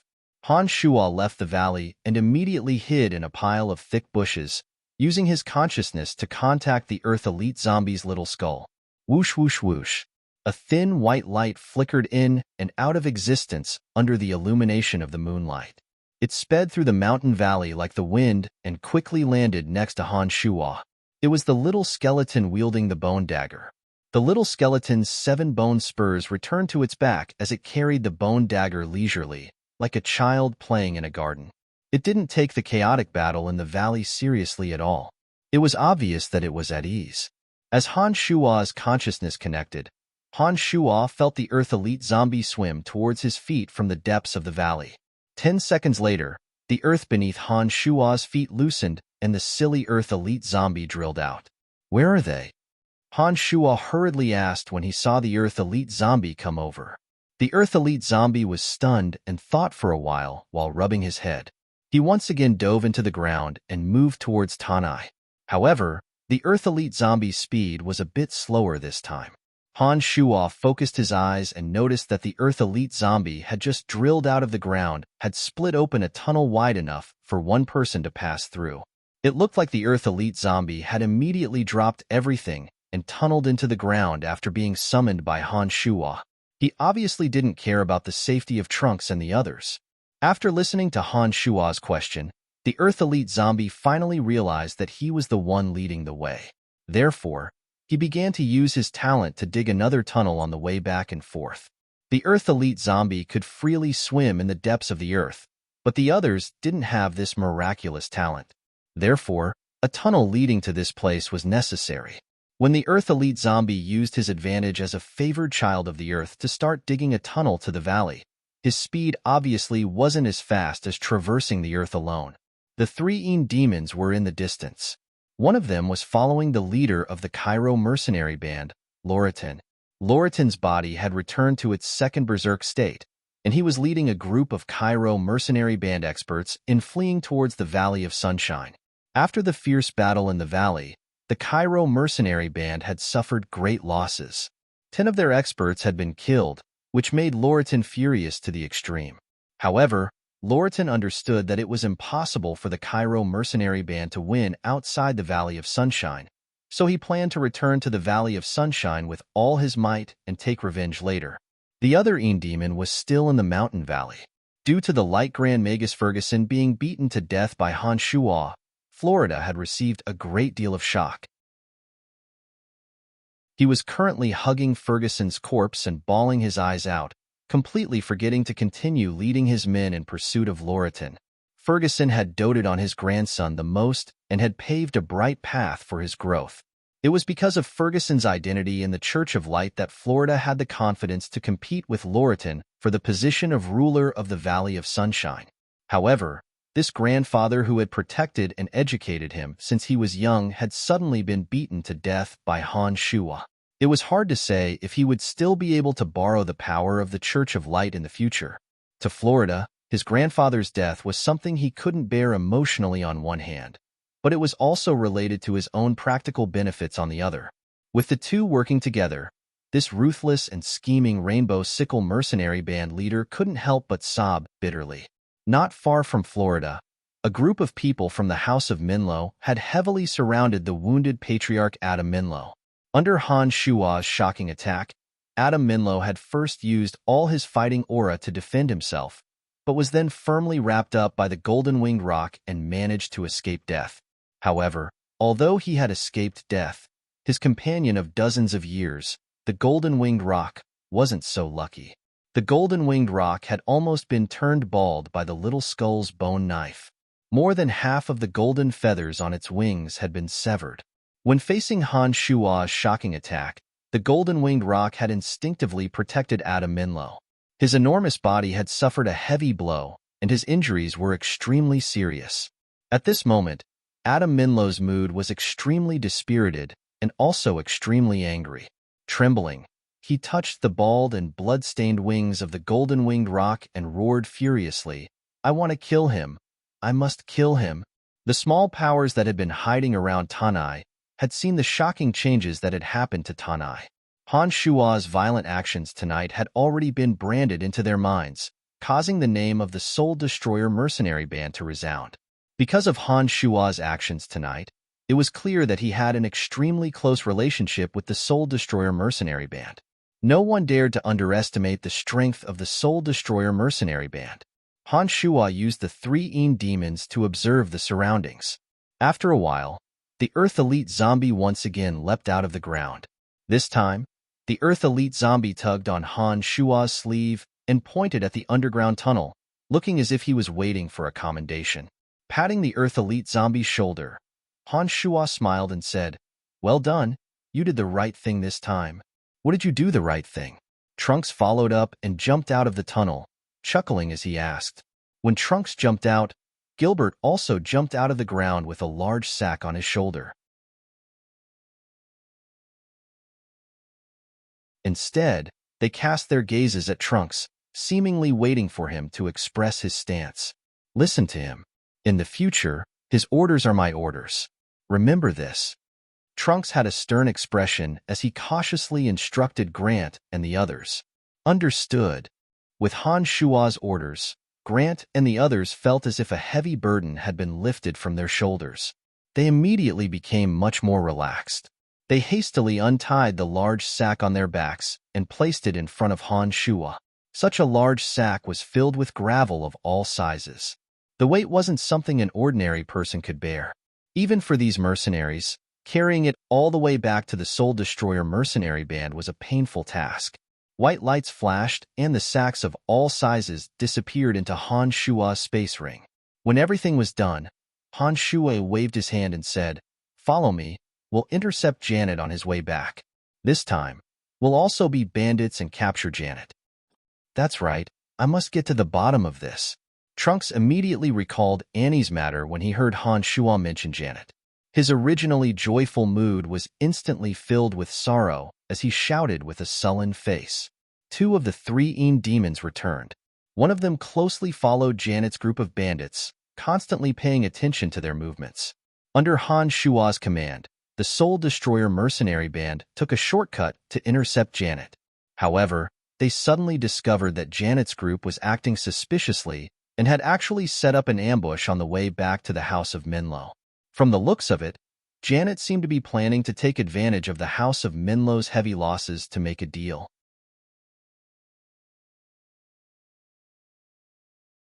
Chapter 266. When Janet's group of bandits had concealed themselves and planned to strike the House of Minlo while they were down, she didn't know that she herself had become someone else's prey. Adam Minlo was injured, and the golden-winged rock had transformed into a golden-haired, middle-aged man with cuts all over his skin. Under the protection of the House of Minlo elites, he gradually retreated in the direction of the House of Minlo. Arriving at a place covered with lush shrubs and several towering trees, Janet's group, who had long since been lying in ambush, immediately charged out with a battle cry. The old man beside Janet released a wind support spell, Acceleration, which landed on the bandits' bodies.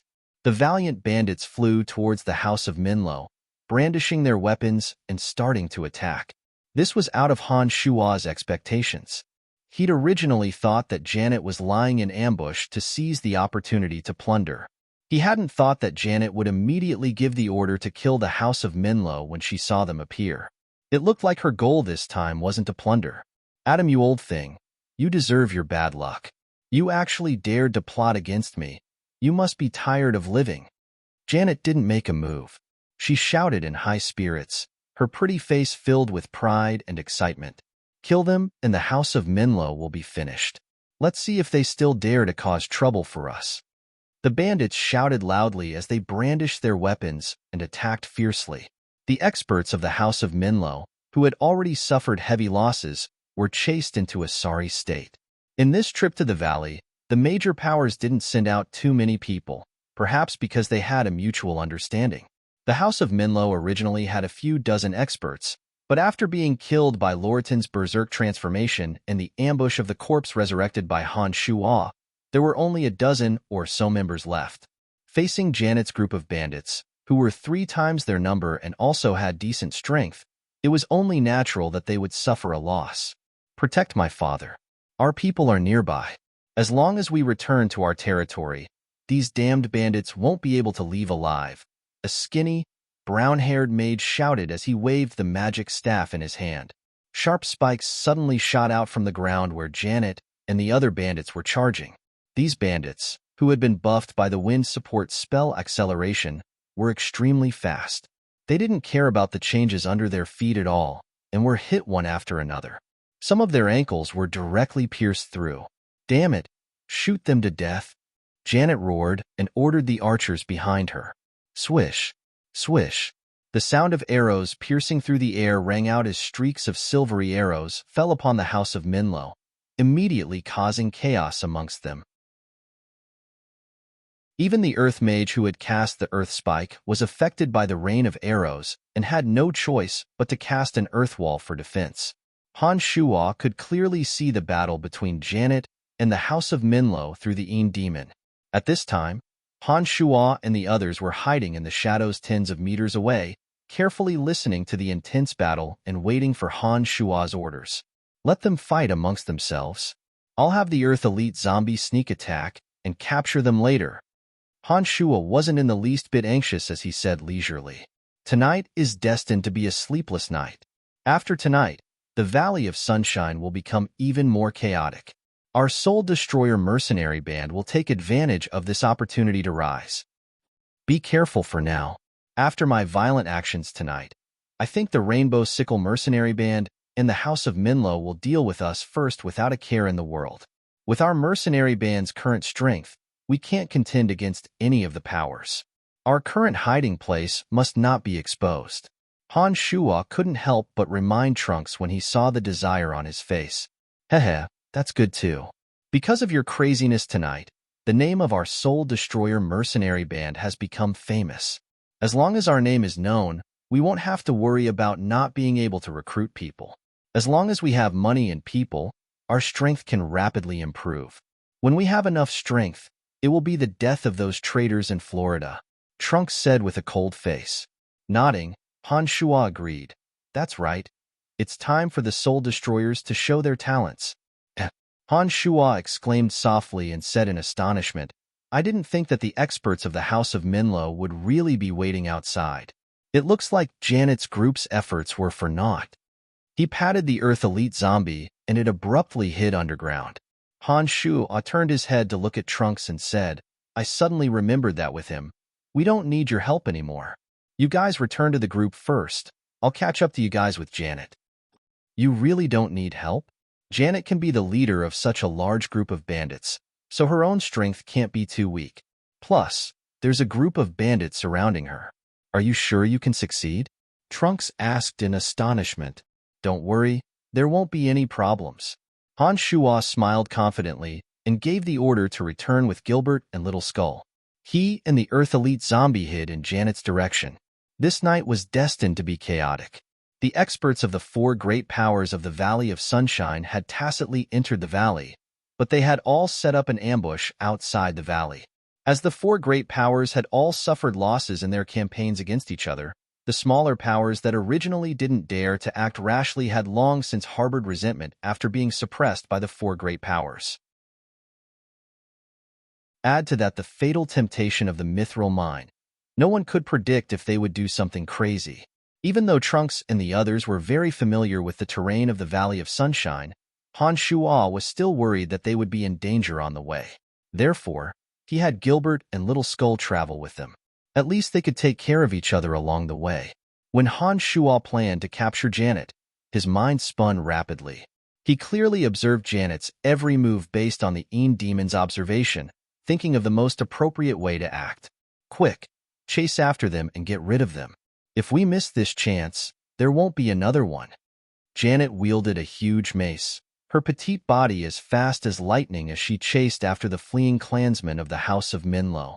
There were a few bandits protecting her, but because of Janet's ruckus, the bandits were busy chasing after the experts of the House of Minlo, gradually getting further and further away from her.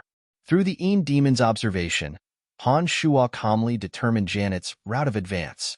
He silently hid behind a large tree, slowly adjusting his breathing and heartbeat. It was as if his entire being had become one with the tree, and no one could discover Han Shuo in the shadows. The Earth Elite Zombie obeyed Han Shuo's orders and quickly shuttled through the ground, closely following Janet. As soon as Han Shuo gave the order, he would immediately move underground to cooperate with Han Shuo. The experts of the House of Minlo rode all kinds of magical beasts and left the area where Han Shuo was hiding. Behind them, A few bandits on Janet's side waved their weapons and shouted as they chased after them. These people all passed by the large tree that Han Shuo was hiding behind. Gradually, the panting and angry Janet rapidly approached according to the trajectory that Han Shuo had predicted. She raised her mace and cursed loudly. Vulgar words and vulgarities rang out incessantly, without the restraint that a girl should have. Suddenly, Han Shuo, who had been hiding all this time, suddenly leaped out like a ghost. He was like a shadow in the darkness, instantly entering Janet's line of sight. Janet, who was cursing incessantly, saw a black shadow suddenly appear from the darkness. She immediately waved her mace in horror and smashed it over. The mace flew over at high speed with a strange whistling sound. Its momentum was extremely shocking. Clang! The sound of metal clashing rang out as an enormous force flowed through the mace and into Janet's body. It was as terrifying as a flash flood. This caused Janet, who was flying at high speed, to uncontrollably stagger backwards. "It's you." With one strike, Janet already knew that the newcomer's strength far surpassed hers. When Han Shua's figure appeared, Janet immediately turned pale with fright and cried out. Seeing that the newcomer was Han Shua, Janet, who had just seen Han Shua's strength while hiding in the darkness, knew that her strength was inferior to Han Shua's. She didn't even think about it and hurriedly retreated. She opened her mouth and yelled, "Men, take him down!" As Janet retreated, she didn't know that the Earth Elite zombie had already set up an ambush.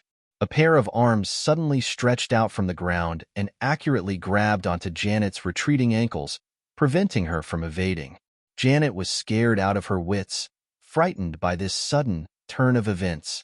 She trembled and screamed, "Help! What's holding on to me?" It's too late. With a light shout, Han Shuo had already arrived in front of Janet.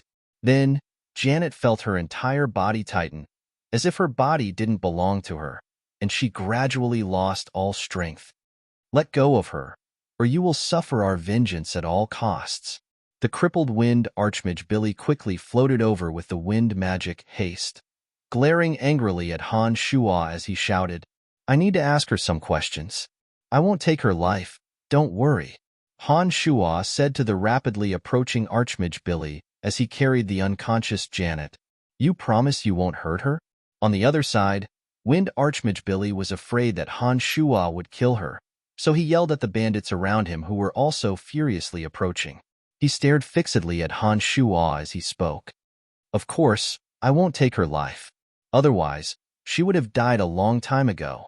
Han Shuo nodded in response, then carried Janet and soared into the air, saying, "At most 3 days, she will definitely return safely. Don't worry." As soon as he finished speaking, Han Shuo gave the Earth Elite zombie the order to retreat.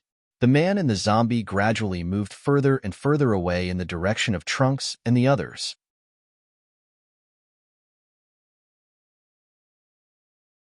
Chapter 267. On the way, Han Shuo met up with Trunks and the others. They didn't encounter any more mishaps and covertly returned to the Soul Destroyer mercenary band. After a night of hard work, the group was clearly a bit tired. However, Trunks had waited for so many years and obviously didn't want to waste even a moment. Some of the original Rainbow Sickle mercenary band members also stared at Han Shuo with sparkling eyes. You guys actually captured Janet too?" Annie, who had been woken up from her sleep, was making a ruckus along the way. However, when she saw the unconscious Janet with her head drooped, her expression suddenly changed. Patting Janet's cheek, Han Shuo's magical yuan flowed into her body. Just as he was about to wake the unconscious Janet up, he suddenly furrowed his brows in surprise. Making a soft sound, Han Shuo's large hand pressed against the back of Janet's neck. 5 strands of magical yuan wandered through Janet's body like gossamer threads. He suddenly discovered that Janet's body structure was different from that of an ordinary person. Her meridians were much fewer than those of an ordinary person, but she had dozens more bones. "Scoundrel, you actually took advantage of Janet." Annie cursed angrily when she saw Han Shuo's large hand on Janet's back. "What's wrong?" Trunks waited for Han Shuo to wake Janet up, but couldn't help but ask when he saw Han Shua's puzzled face and Janet still hadn't woken up after a long time. This Janet is a bit different. Her body structure is very different from that of an ordinary person. Han Shua was truly astonished. He used his magical yuan to circle around Janet's body a few more times and was sure that her body was indeed no different from that of an ordinary person. However, the composition of her bones and meridians was indeed different. There's such a strange thing? Trunks was startled. He stared at Janet for a few moments and nodded. It's her without a doubt. I've known her for a few years. This must be Janet. How can her body be different from an ordinary person's? There's no mistake. Her body is absolutely different from ours. I can guarantee that this Janet is a bit strange, Han Shua said with certainty. Then, he suddenly remembered the last time he fought with Janet. Even after her dark green fighting aura had dissipated, she still had the ability to make his arm tremble. He was a little puzzled. When Han Shua told him about Janet's strangeness, Trunks was taken aback at first, and then he said, I know a little about this matter. Before Janet cultivated fighting aura, she was already very powerful. It is said that she showed this when she was young. Suddenly, Han Shua recalled Fanny's evaluation of him and couldn't help but exclaim, Yes, I know what's going on. This Janet should have the legendary body of divine favor, favored by the gods. Since her birth, her body structure has been different from ordinary people. The reason why Han Shua was able to progress so quickly was entirely due to the effect of cultivating demonic arts. She was mistakenly believed by Fanny to have the body of divine favor. At that time, Han Shua felt that Fanny's theory about the body of divine favor was not credible. But now that he understood Janet's body structure, he realized that there were indeed some magical things on this strange continent. Oh my God, this female bandit actually has the body of divine favor. Legend has it that those with the body of divine favor will become top experts. I didn't expect to meet one. Trunks was also a little shocked as he looked at the unconscious Janet in disbelief. Are you afraid now? Hurry up and let us go, or else Janet will not forgive you in the future. Annie clenched her small fist and shook it at Trunks with a threatening tone. Shaking his head, Han Shua smiled and said, So what if she has the body of divine favor? She's still caught by me in the end. Wake up. After removing the restriction on Janet's body, Han Shua patted Janet's face and said softly with a smile, #%%. As soon as she woke up, Janet didn't say a word and started cursing at Han Shua. Such a pretty girl spouting vulgarities gave Han Shua a very strange feeling. I'll leave it to you. She can only move her mouth now. Han Shua stood up with a wry smile, patted Trunks on the shoulder, and walked outside. As soon as Han Shua left the cave, Odysseus and the others also tactfully walked out, leaving Trunks and some of his former comrades behind to interrogate Janet about Annie's past. Brian, long time no see. Let's have a few drinks tonight. Odysseus immediately suggested to Han Shua with a smile as soon as he came out. At night, the place was still covered in thick fog, but for some reason, the thick fog that originally shrouded the area gradually dissipated at night, and the bright moonlight just happened to shine down. Because it was already late at night, the other mercenaries who stayed here were basically asleep. After a busy night, Odysseus and the others were a little tired, so they sat down in the training field one by one. All right. With nothing to do, Han Shua casually sat down cross-legged and looked at Odysseus and the others with Gilbert. He took out the fine wine that the dwarves had brewed and handed it to Gordon and the others. Even the water adept mage Aphrodite and the female elven archer Nia didn't refuse Han Shua's good intentions. They took a few small sips of the wine and spoke to the full moon about their inner wishes and aspirations. I want to become a great swordmaster. I'll let others know my name sooner or later. Gordon, who had already advanced to senior swordsman, gulped down a few mouthfuls of wine and said heroically, I also want to diligently practice magic and become an archmage as soon as possible. As long as I can advance to archmage, I can receive a title of nobility in any country and become a superior noble.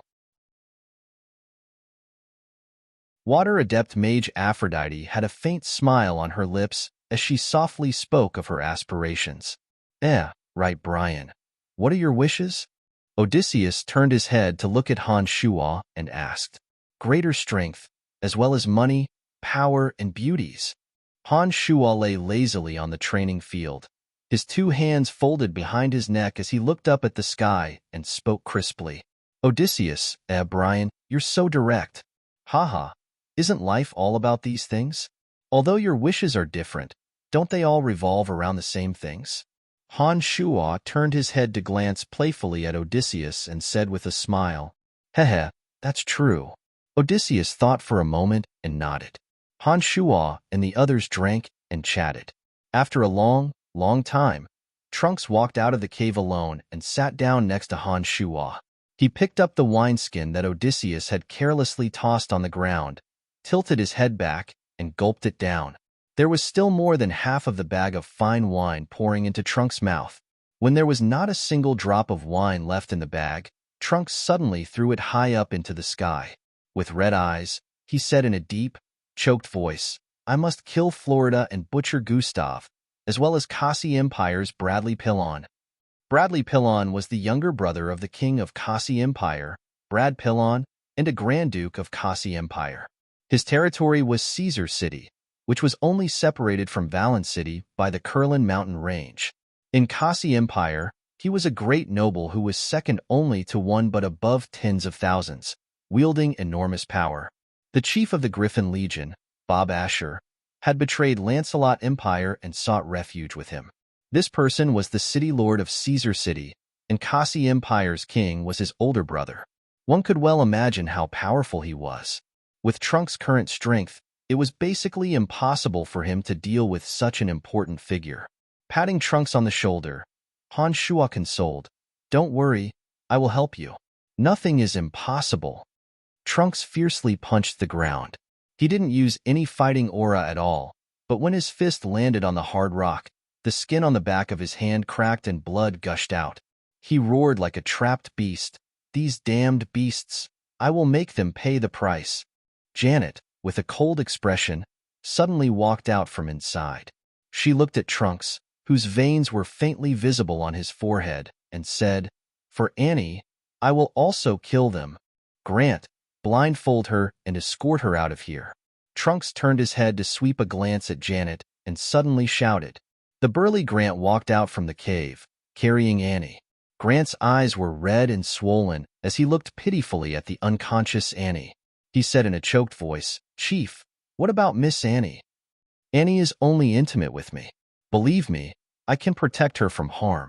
She will remember what happened in the past sooner or later if she's with you. I'm afraid she will remember. Don't say any more. Take her away and help me take good care of her. Trunks suddenly spoke, interrupting Janet's remaining words and saying resolutely. Janet nodded and didn't say anything else. She took the initiative to let Grant help her blindfold, and then slowly climbed up under the lead and escort of Grant and the others. All right, you will definitely be able to take revenge, I promise you. Han Shuo once again patted Trunks on the shoulder and said solemnly with a gloomy face. Although Trunks and Janet didn't explain, Han Shuo could more or less guess what had happened to Annie from their expressions. Trunks, who treated Annie like his own sister, naturally couldn't let this kind of hatred go unavenged.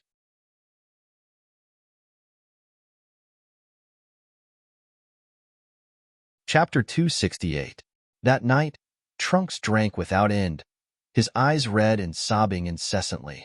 Han Shuo wanted to say a few words of comfort, but it was to no avail. He seemed to have completely forgotten about the people and things around him, drowning in his pain and unable to extricate himself. That night, Han Shuo took out 3 of the remaining 5 rebirth pills, one for Odysseus, Gordon, and Aphrodite, and the other 2 for Trunks and Emily. At noon, Han Shuo left the Soul Destroyer mercenary band and headed to the Valley of Sunshine alone. The fierce battle outside didn't affect the merchants of the Tanai of the glorious Sun Valley. They had woken up early and were still busy, completely unaware of what had happened last night. When Han Shuo arrived at the fence, a few members of the Cairo mercenary band recognized Han Shuo and respectfully welcomed Han Shuo inside. Looking around, Han Shuo discovered that the merchants of the Valley of Sunshine hadn't changed much. But the Cairo mercenary band's soldiers were much more serious than usual, walking up and down the streets at a much higher frequency.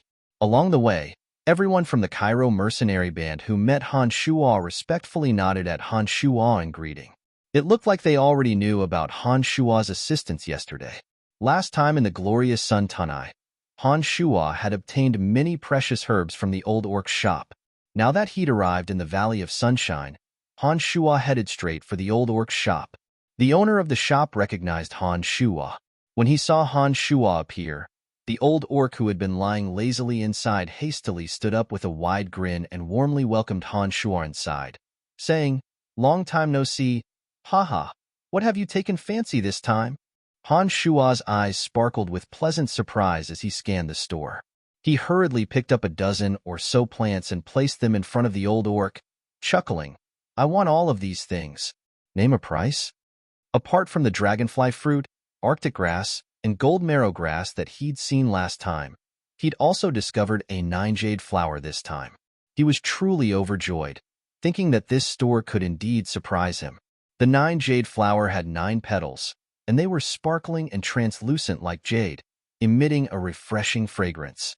Using the 9-jade flower and a few other spirit herbs, one could refine a vitality-repairing pill to treat internal injuries. Among them, the 9-jade flower was the main ingredient, and it was very difficult to find. "Just give me a price." After experiencing Han Shuo's generosity last time, the old orc seemed to have realized something and spoke very casually with a smile. It was easy to imagine how happy Han Shuo was to be able to collect so many precious spirit herbs. He took out 2 heavy bags of gold coins from his space ring and carelessly tossed them in front of the old orc, saying with a smile, "How about 1,000 gold coins?" "Haha, what a generous young man. Thank you very much." The old orc suddenly grabbed the 2 bags of gold coins and grinned from his happiness. His mouth was so wide that it seemed as if he was about to eat someone. "It's you again." Suddenly, a cry of surprise came from the door. Cecilia, one of the 3 heavyweights of the Dark Mantle, walked in leisurely, her bright eyes looking at Han Shuo, and she immediately called out. Cecilia was wearing a dark purple dress, and her soft long hair casually draped over her shoulders. 2 thin, middle-aged men followed behind her, their gazes vigilantly scanning the surroundings. When he turned around and saw Cecilia, Han Shuo also felt a bit surprised. He nodded indifferently at her, gathered the herbs on the table, and was about to leave the shop. "Hi, beautiful lady, it's nice to see you again. What would you like to order this time?" Cecilia seemed to be a regular customer. When she walked into the shop, the old orc also grinned widely and came over to greet her warmly. "He's already bought all the things I wanted. Damn it, he's one step ahead of me again." Cecilia frowned at Han Shuo and shouted with some anger, "This?" The old orc didn't know what to say and spread his hands, indicating that he had no choice. When Han Shuo was about to leave the shop, he suddenly thought of something and abruptly stopped at the door. He turned around and looked at Cecilia, saying, "Tell me where Emily is, and I'll let you take one of the herbs I have." When the disappointed Cecilia heard Han Shuo's words, her expression immediately brightened. She looked at Han Shuo and said, "Then, take out the herbs you just collected." Nodding his head, Han Shuo took out the herbs he had spent 1,000 gold coins to collect and laid them out one by one. He pointed at the herbs on the table and said, "You can take one. I want this one." Cecilia pointed at the 9-jade flower and shouted softly. The corner of his mouth twitched. Han Shuo weighed the pros and cons and suddenly said coldly, "This one won't do. The deal is off." The higher-ups of the Dark Mantle should know of Emily's whereabouts. Even if he didn't go through Cecilia, Han Shuo could still ask Candide for help. In addition, it wasn't a big deal that Han Shuo wanted to know Emily's whereabouts. He only wanted to use the rebirth pill in his possession to help her be reborn, so he wasn't in a hurry. However, the 9-jade flower could only be found by chance and not sought. It was extremely important to Han Shuo. With the 9-jade flower as the main ingredient, he could completely refine a cauldron of soul-repairing pills. Comparing the two, Han Shuo immediately went back on his words. Cecilia, who had already reached out to take the 9-jade flower, choked when she heard Han Shuo's "the deal is off." She stood there in a daze for a while and frowned unhappily at Han Shua, saying, "You're going back on your word. I didn't promise you anything, so it doesn't count as going back on my word. Apart from this herb, I can let you take 2 of the others if you're willing." Han Shua first put the 9-jade flower into his space ring, then shrugged his shoulders and said to Cecilia as if nothing had happened. Cecilia stared blankly at Han Shua for a while with her bright eyes, then nodded fiercely after a while, saying, "Stingy fellow." After taking the 2 stalks of extreme frost grass, Cecilia glared at Han Shua before replying, "Emily and I have completed our mission and should have already returned to Asen City. The person that Emily holds in such high esteem is actually so stingy. I really don't know why she would think so highly of you." "That has nothing to do with you." Han Shua chuckled, feeling much more at ease after learning of Emily's whereabouts. He thought to himself that he was about to return to Asen City and that she would likely take the initiative to look for him when the time came. It wouldn't be too late to use the rebirth pill to help her cleanse her marrow at that time. You 3 aren't allowed to move, otherwise don't blame us for being impolite." Suddenly, a dozen or so mercenaries from the Cairo mercenary band fiercely surrounded the old orc's shop and aimed several crossbows at Cecilia and the other 2. "What are you doing? Is this how the Cairo mercenary band treats merchants?" Cecilia's face was filled with anger as she looked coldly at the mercenary at the very front. "We've always been friendly to merchants, but you didn't enter through normal means. Otherwise, we would have a record of you. Come with us." The mercenary at the front stared unceremoniously at Cecilia and said coldly. It looked like Cecilia and the other 2 hadn't entered through the fences and had most likely used some other way. Normally, the Cairo mercenary band wouldn't have discovered them, but after last night's bitter battle, the Cairo mercenary band was now on high alert. Everyone was cautious, so it was no wonder that they discovered the anomaly. "Mr. Brian, be careful and come from there." The mercenary at the front treated Han Shua in a completely different manner from how he treated Cecilia. His tone was respectful, sincere, and even a few traces of fawning. "Mr. Brian, our chief knows that you're in the Valley of Sunshine and said that he'll come see you in a moment. As long as you wait a bit, the chief will immediately come see you after he's finished dealing with Tanai. He'll give you the gold coins that he promised you last night, so please wait a bit." Another mercenary bowed respectfully towards Han Shua and pleaded, "What's going on here?" Cecilia looked at Han Shua suspiciously, thinking that this fellow was only a dark mantle envoy of the dark mantle. How could the hot-tempered and arrogant Loritan allow someone to treat him in such a friendly manner? She really couldn't figure it out. Loritan was famous for being arrogant and difficult to provoke. Yet this fellow could make Loritan treat him so respectfully. Strange, truly strange. "Hey, we're together. You must be mistaken." Cecilia's mind spun, and she suddenly walked to Han Shua's side with a smile, patting Han Shua's shoulder as if they were very close.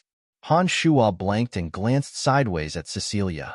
He was about to say something with a cold expression when he heard Cecilia say in a low voice, "We have a mission. We're both members of the Dark Mantle.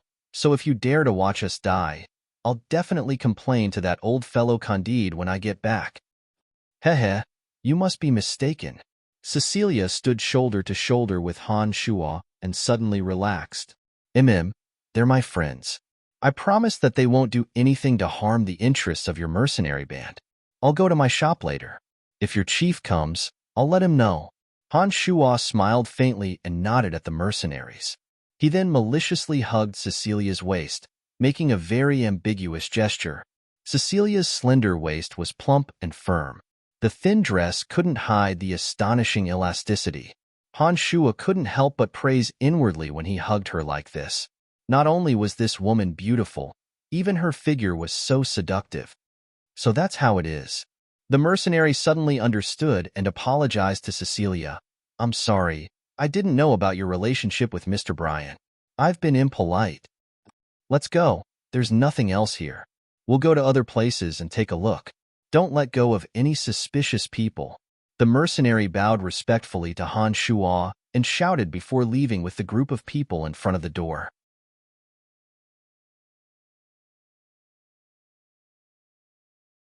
Chapter 269. Turning her head, Cecilia glared at Han Shuo with her eyes wide open. She said coldly, "Let go of me." Laughing awkwardly, Han Shuo withdrew his hand and walked away, pretending that nothing had happened. He said carelessly, "I meant well. Hehe, the Valley of Sunshine has been quite chaotic lately. You'd better be careful." "Don't worry about me, you despicable fellow," Cecilia said hatefully and rudely. How could such a despicable fellow be valued by Loriton? How strange. Han Shuo didn't pay any more attention to Cecilia and strode off, heading straight for the shop with the place of extreme water. He arrived 10 minutes later. Nothing had changed since they'd left. Apart from a few rooms filled with dust, the formation hadn't changed at all. The rich water chi in the place of extreme water was still the same. It looked like no one had lived here after they'd left. The materials needed to refine the water elite zombie were still a bit lacking and were currently being collected by Phoebe. Han Shuo knew that he wasn't in a hurry, so he casually sat down on a chair in the middle of the yard after walking around and waited for Loriton's arrival. When it was afternoon, Han Shuo, who had been studying a scroll of magic, suddenly put it away and narrowed his eyes as he looked towards the door. After a while, the boorish and strong bald man Loriton walked in alone with the sound of footsteps. Loriton's complexion wasn't too good, appearing a bit pale. His eyes were swollen and bloodshot, looking like he hadn't slept all night. "Thank you so much for last night." Loriton raised his spirits and forced a smile when he saw Han Shuo. The Cairo mercenary band had suffered heavy losses last night, and even Vice Chief Harris was still gravely injured. In order to prevent the three great powers from taking advantage of this opportunity to stir up trouble, Loriton had spent the entire night gathering all the experts of the Cairo mercenary band in the Valley of Sunshine. He was being extremely cautious. "Hehe, Mr. Loriton and I can be considered friends. The Church of Light in Florida have a grudge against me, so it's only natural that I help you." Han Shuo was still lazily lying on the chair, his two hands tapping on the chair's handle unintentionally. He had a relaxed smile on his face and didn't mention the last time he left without saying goodbye. Loriton didn't pursue the matter. He took out a land deed and a crystal card from his space ring and placed them on the stone table in front of Han Shuo. With a stern expression, he said, "This is the land deed for this shop and an ownerless crystal card worth 10,000 gold coins.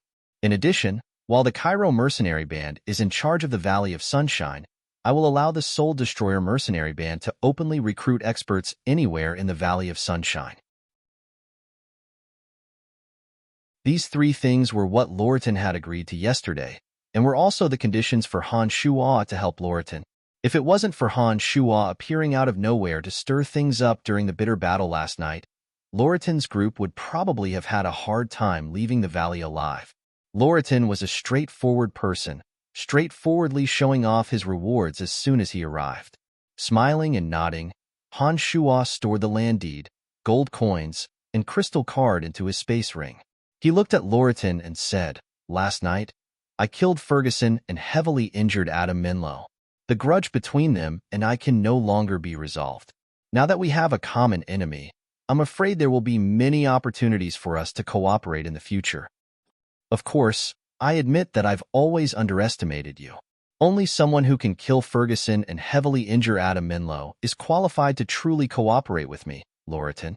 As long as the Soul Destroyer mercenary band cooperates with me in this power struggle in the Valley of Sunshine, I guarantee that the Soul Destroyer mercenary band will have great development." Loriton looked at Han Shuo with sparkling eyes, as if he knew the true relationship between Han Shuo and the Soul Destroyer mercenary band. "Trunks will discuss this with you. I'm only his friend and have no right to decide on the matters of the Soul Destroyer mercenary band." Han Shuo stared blankly and said indifferently, "Hehe, as far as I know, the relationship between you and the Soul Destroyer mercenary band shouldn't be that simple." Loriton grinned and continued, "How about this? I'll use gold coins to hire the Soul Destroyer mercenary band to help me deal with the other powers. What do you think? You can discuss this matter with Trunks, heh?" Han Shuo said with a lazy smile. He then lightly exhaled and said, "Oh right. I just had a friend who may not have entered the Valley of Sunshine through the proper channels. I hope you won't find trouble with her for my sake." "No problem." Loriton immediately agreed and didn't ask any further questions. He then thought for a moment and stared deeply at Han Shuo, saying in a low voice, "You killed Ferguson and even used a terrifying corpse resurrection spell. I think that no matter how magnanimous the Church of Light is, they won't let you off. You're on your own now. Since I dared to kill him, I'm not afraid of their revenge. You can rest assured about this. In addition, we'll have the opportunity to cooperate in dealing with Florida. Oh right, I'm afraid that the House of Menlo will also be added to the mix. When the time comes, if I want to make a move, perhaps I'll look for you. Then you'd better act quickly. If you're slow, I'm afraid you won't have the chance." Thick killing intent overflowed from Loriton's bloodshot eyes. After last night's suffocation, it looked like Loriton intended to retaliate. With the strength of the Cairo mercenary band, if Loriton disregarded everything and launched a bloody revenge, it would definitely be extremely tragic. "Then I wish you good luck." Han Shuo didn't say anything else. After saying this, his eyes seemed to be leisurely basking in the sun. Seeing Han Shuo like this, Loriton knew that he no longer had any interest in talking. He nodded tactfully and said, "All right then, I still have matters to attend to. Goodbye. Take care, I won't see you out." Han Shuo replied with his eyes closed. Not long after Loriton left, Han Shuo suddenly opened his eyes and looked at the roof. He said faintly, "Since you've come, why don't you come down?" There was no sign of life, as if Han Shuo was talking to himself. His face darkening, Han Shuo said unhappily, "Lady Cecilia, do you want me to invite you down?" The area finally reacted when he said this. Cecilia's figure suddenly appeared out of thin air on the empty roof illuminated by the sunlight. She looked at Han Shuo with a face full of surprise and exclaimed softly, "Even Loriton didn't discover me. How did you discover me?" "All right, tell me what you're doing here. Could it be that your mission this time has something to do with Loriton?" Han Shuo didn't answer Cecilia's question and went straight to the point. Han Shuo had stopped talking with Loriton when he discovered Cecilia's arrival. Therefore, Cecilia had no idea what Han Shuo and Loriton were talking about. "Tell me, how did you know I was up there?" Cecilia looked down at Han Shuo from above and spoke with the tone of a superior asking a subordinate. "I'm sorry, you have no right to know. Even Lord Candide, who's in charge of me, doesn't have the right to ask about my secrets. Not to mention, you're not in charge of me. In addition, my place doesn't welcome you, so please leave." Cecilia's attitude displeased Han Shuo the most. When he saw her arrogant attitude, he immediately chased her away. You dare speak to me like this?" Cecilia was greatly shocked. She pointed at Han Shuo, her delicate body trembling with anger. It seemed that no one had ever treated her so rudely before. She was clearly shocked and angry to the extreme. She stomped her foot fiercely and said angrily, "I'm not leaving. Let's see what you can do to me." At this moment, a distant call came from the dark forest into Han Shuo's heart. This call from the depths of his heart was like the cheering of his closest family member. Han Shuo only stared blankly for a moment before reacting with great joy. He understood that the Wood Elite Zombie in the Holy Land of Forest Troll had already been completed. He was currently using his own blood essence to call out to it. "If you're not leaving, then I'll leave." Han Shuo couldn't be bothered to pay any more attention to Cecilia. He immediately stood up and hurriedly left the shop. He closed the door behind him and headed straight for the outside of the Valley of Sunshine. "You've gone too far. You've gone too far. A mere moon emissary actually dares to be so arrogant." Cecilia yelled furiously when she saw that Han Shuo had left without hesitation, as if avoiding a god of plague. It seemed that she had been greatly agitated. No one stopped Han Shuo when he left the Valley of Sunshine. The members of the Cairo mercenary band all nodded their heads in a friendly manner, displaying the utmost respect. An expert who could kill a light Grand Magus and heavily injure the patriarch of the House of Menlo, as well as lend a helping hand to their Cairo mercenary band. This kind of character immediately won the Cairo mercenary band's favor. They felt a strong sense of respect and gratitude towards Han Shuo. As soon as he left the Valley of Sunshine, Han Shuo immediately flew forward, fully utilizing the art of the demonic ninth heavens. It only took him 15 minutes to arrive at the Soul Destroyer mercenary band. Trunks had fallen into a drunken stupor. Han Shuo had planned to give him some time to remold him, but now that the Wood Elite zombie had awakened, Han Shuo didn't have the time to continue waiting. Han Shuo didn't care that Trunks was sleep-talking and directly rushed to the cave he was in. He casually picked up a bag of wine that had been scattered on the ground and poured the rebirth pill into Trunks' stomach. Firmly holding the struggling Trunks in place, Han Shuo forcibly used his magical yuan to help Trunks refine the rebirth pill in his lower abdomen. He walked out and said to Grant, "Send him to the toilet. He'll end up like Odysseus and the others. You guys keep a good eye on him." Understood. Grant didn't know what was going on, but he understood that Han Shuo wouldn't harm Trunks. He nodded in agreement. "Gilbert, you stay in the mountain for now. Tanai will help Trunks. I'll come find you if I need anything. Don't give him any trouble." After instructing the Dark Dragon, Han Shuo impatiently flew out of the valley and hurried towards the dark forest.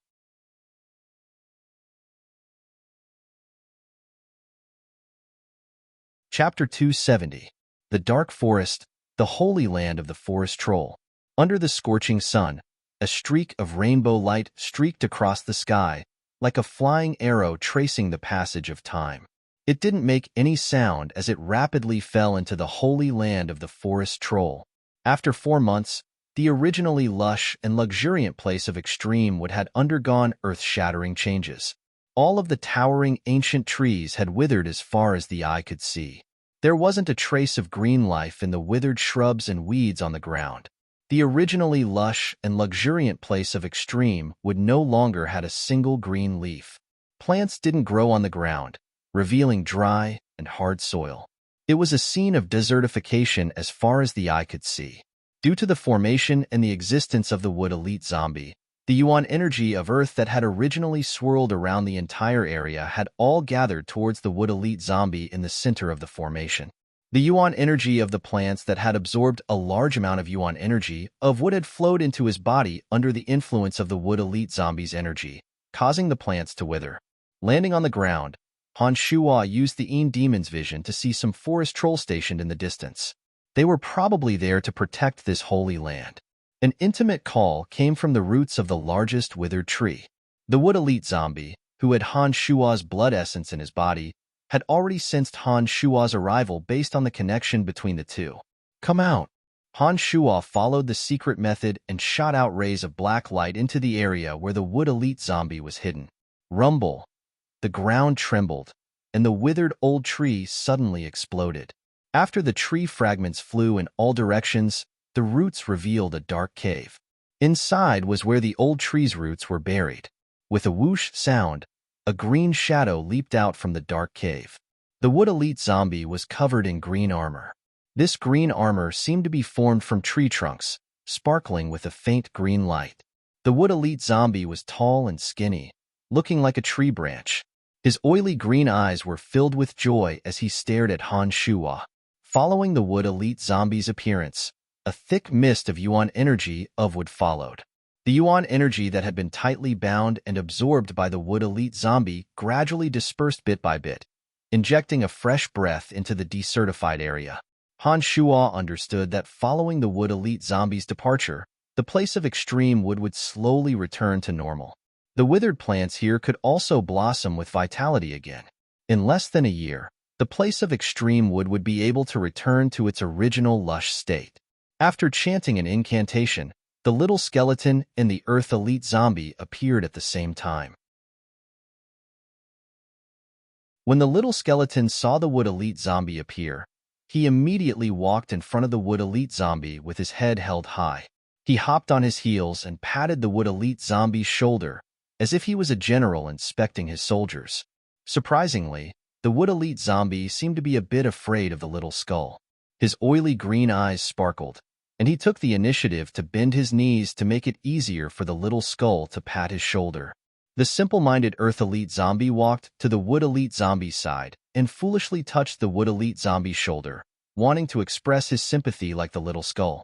However, the Wood Elite zombie glared at him with his green eyes. The Earth Elite zombie was dumbfounded for a moment, withdrawing his right hand from the wood elite zombie's shoulder and patting his own left shoulder in the end. It was a bit comical. Let's go. Let me see what you've mastered. Han Shuo turned his head to look at the wood elite zombie, then started walking outside. After walking for a while, they left the place of extreme wood and arrived at a forest by the river. As soon as he arrived, the green light in the wood elite zombie's green eyes grew unceasingly. The trees around him danced in the wind. The branches of the towering ancient trees were as soft as ribbons, following the green light in the wood elite zombie's eyes like snakes. All the plants around Han Shuo seemed to be under his control, either dancing in the wind or growing rapidly. The wood elite zombie, on the other hand, was like a performance, disappearing as soon as he leaned against a large tree. Han Shuo had long since known that the wood elite zombie could manipulate plants. Then, a thought struck Han Shuo as he thought of the druid Caspian's special ability. He felt that there were many similarities between the two, and couldn't help but feel a bit strange. With the wood elite zombie's existence, Han Shuo's strength would increase again when he entered the dark forest in the future. In the incomparably dense dark forest, the wood elite zombie was like a specter, able to control the plants of the dark forest at will. He could simply lean against a large tree and enter the trunk. If he attacked, no one would be able to catch him. If he retreated, no one would be able to catch him. Not bad, not bad. All right, you three, go back. After watching for a while, Han Shuo nodded and left a dark seal on the wood elite zombie, sending the three back to the other dimension. It's been 3 months. I wonder why the fire elite zombie still hasn't recovered. Forget it. I'll leave for now. He'll probably summon me when he's better. Han Shuo thought for a bit and returned to the cemetery of death. He didn't plan on exploring the place of extreme fire. After all, the Lord of the Flames was in the place of extreme fire. He shouldn't recklessly charge in if he wasn't confident.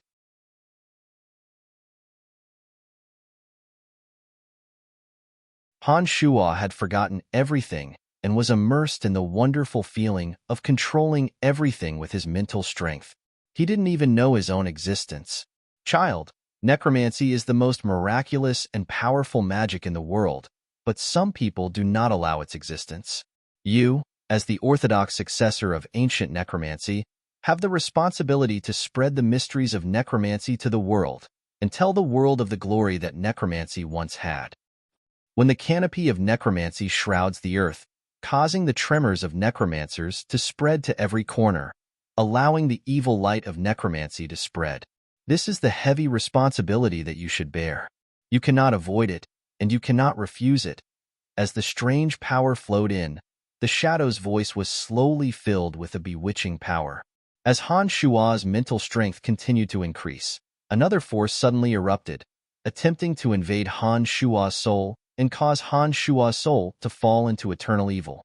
This force carried the power to forcefully alter one's soul. Once it fused with one's soul, Han Shuo would become the most devout believer of evil, forever under the control of some evil god. Arg! Han Shuo threw his head back and let out a long howl, his demonic yuan circulating wildly. With the demonic infant as the center, another surge of energy surged and spread violently, reaching his brain in an instant. It clashed with the imprint that was trying to invade Han Shuo's soul. No, no. Han Shuo's eyes were crimson red as he roared, panting heavily. His tenacious willpower came into play as he circulated his demonic yuan to its peak, forming layers of obstructions in his mind as he fought against the imprint of the evil god. In Han Shuo's mind, it was as if a mountain torrent had erupted. With Han Shuo's demonic infant as the main source of power, it desperately resisted this soul-invading force. During this process, Han Shuo was in so much pain that he hovered between life and death. He roared and rolled around in the center of the altar, but the green light from the Eye of Darkness grew brighter and brighter.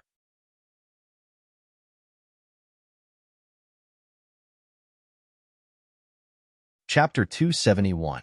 Roar. On the oval-shaped altar in the second level of the Cemetery of Death, Han Shuo let out a heart-wrenching roar. His entire body was shrouded in a dense green light, and his head in particular had a jade-like luster. It was so green that it looked like the most magnificent emerald. During this process, Han Shua's mental strength was still growing at a crazy rate. However, the evil god's imprint that came from an unknown place wanted to invade the depths of Han Shua's soul and make Han Shua have an undying belief in the evil god. This was a soul imprint, just like the one that Han Shua had planted on the Little Skull Earth elite zombie. Once the soul imprint was planted, Han Shua would no longer have a sense of self. This was absolutely not what Han Shua wanted. Even though his mind felt like it was being sliced by 1,000 knives, Han Shua still persevered with his eyes wide open. He roared like a madman, trying to relieve the pressure of the pain through this method. However, as the green light on the altar grew brighter, the power of the evil god's imprint grew stronger and stronger. In a trance, the figure of a 3,000-meter-tall giant appeared in Han Shua's mind. The giant's pitch-black body shrouded the entire horizon. Its green eyes were like two enormous crescent moons, looking down on the weak, ant-like beings with a disdainful gaze. An enormous pressure filled the space between heaven and earth, causing Han Shua to be unable to breathe. That endless aura carried an aura of eternity, like the Milky Way and stars that had existed for hundreds of millions of years. Submit, there will be no pain, and you will obtain eternal life. A spiritual imprint suddenly rushed into Han Shua's mind, repeatedly tempting Han Shua. It seemed that as long as he let go of his soul and accepted this imprint, he would no longer feel pain and would have endless life. No! Han Shua howled mournfully as he clutched his head with both hands and rolled on the ground. Suddenly, the demon's lair edge hidden within Han Shua's body abruptly released a terrifying killing intent. The negative emotions of fear, hatred, and destruction converged into a wave of energy and instantly surged into the demon infant's defenses. The demon's lair edge within Han Shua's body shrunk into a streak of light, carrying with it all the energy in Han Shua's body, and suddenly bombarded the 3,000-meter-tall giant in his mind. Pipa! The crisp sound of glass shattering rang clearly in Han Shua's mind. The 3,000-meter-tall giant that had appeared in his trance shattered into specks of starlight and abruptly converged within the demon's lair edge. In just an instant, the heart-wrenching pain receded like a receding tide, and the crazy growth of the mental energy in his brain abruptly stopped. The green light screen above the entire altar also disappeared without a trace. The Eye of Darkness was no longer in Han Shua's hand. In its place was a skeletal staff with a green handle and 3 skulls at the top. The skeletal staff was 1 meter and 30 centimeters long, and its entire body was made of a beautiful green jade-like material. The 3 skulls didn't look like human skulls, and were respectively yellow, blue, and purple in color. The yellow skull had 3 eye holes, the blue skull had a single horn, and the purple skull was covered with finger-sized holes. Although the 3 skulls had strange shapes, they were only the size of a fist, and each looked more sinister and evil than the last. The 3 skulls perfectly fused with the handle of the staff, facing 3 different directions at the back of the staff's head. Slowly, Han Shua's panting gradually calmed down, and he actually fainted, collapsing on the ground and not moving. However, when Han Shua fainted, the 3 skulls of different shapes and colors on the skeletal staff in his hand simultaneously shot out 3 rays of yellow, blue, and purple light.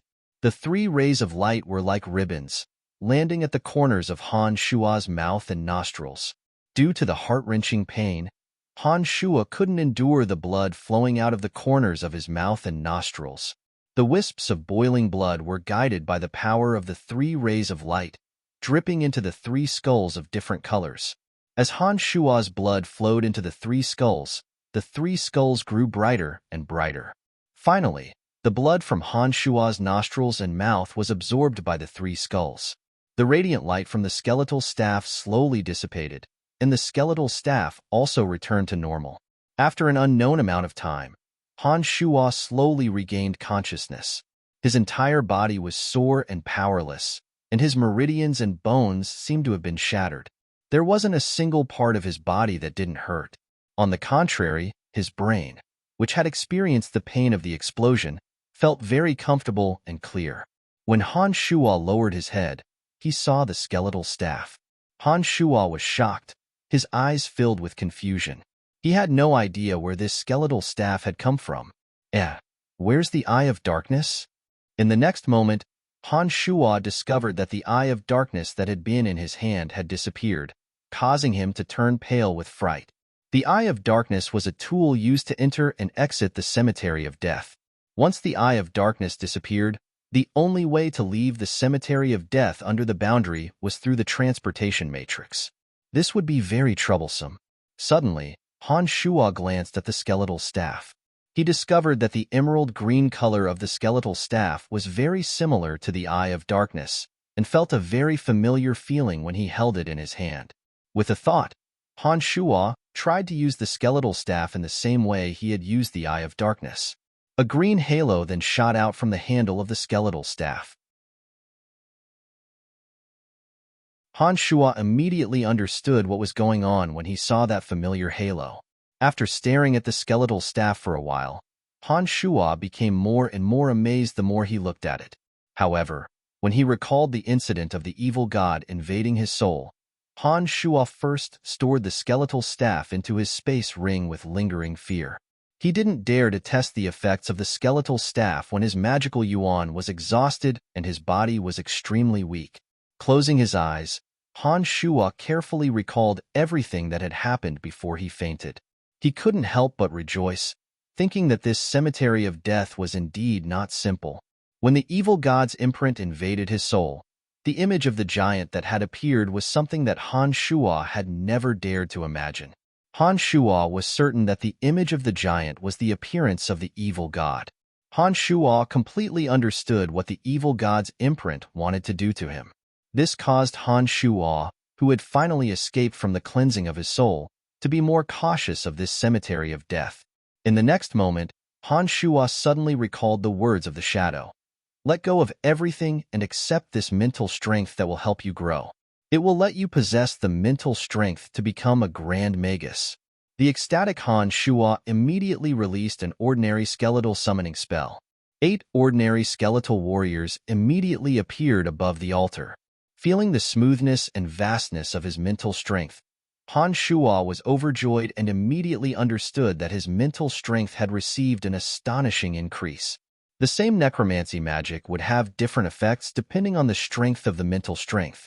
Generally speaking, the same magic could be divided into 5 levels according to the strength of the mental strength. Take the simplest skeletal summoning spell as an example.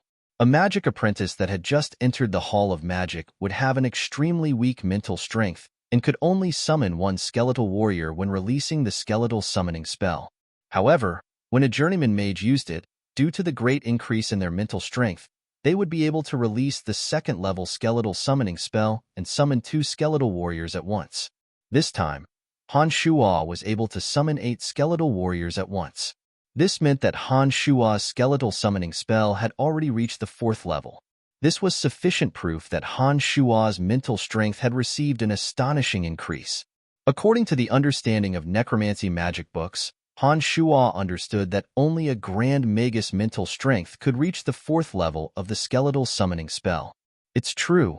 It's actually true. My mental strength has reached the level of a grand magus in an instant. Although this cemetery of death is strange, there are truly some miraculous places. Han Shuo was wild with joy. Although his body was still very weak, he still couldn't help but laugh loudly. Struggling to sit up, Han Shuo's eyes sparkled as he looked around. He discovered that apart from the oval-shaped altar in the center, the space of the 2nd floor was half the size of the 1st floor. The surroundings were completely empty, and there were no other special items. There were also no secret rooms to store any items. The altar beneath Han Shuo was the center of the entire 2nd floor. A mysterious magic matrix had been set up. This magic matrix alone occupied the entire 2nd floor. Apart from this, there were no other items. It seemed that this 2nd floor was for the purpose of cleansing the soul and instilling that powerful mental strength. After resting for a while, Han Shuo walked out of the 2nd floor of the Cemetery of Death. He sat cross-legged in front of the magic matrix in the center and slowly gathered his depleted magical yuan, slowly recovering his lost strength. After around 5 days, Han Shua let out a long sigh of relief. He murmured in high spirits, "The invasion of this evil god's soul is quite useful. Not only did it allow my mental strength to break through to the level of a grand magus, but even my demonic arts have greatly improved." Han Shua wasn't in a hurry to leave. He stayed in the cemetery of death and immersed himself in the study of necromancy magic. Although he had the mental strength of a grand magus, some necromancy magic still needed to be practiced one by one. Fortunately, Han Shua had absorbed the memories of Archmage Clarendon last time.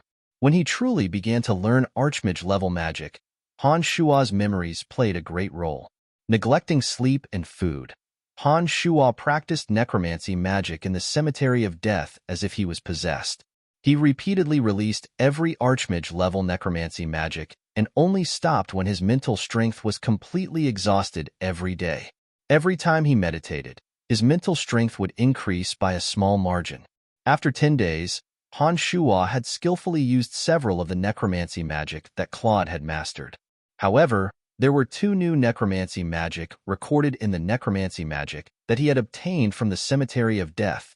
Han Shua understood that it would be difficult to master them in a short period of time.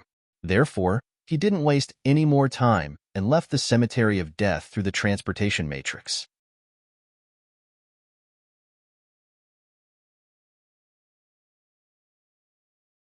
Chapter 272. Lancelot Empire, Asen City, Babylon Academy of Magic and Force.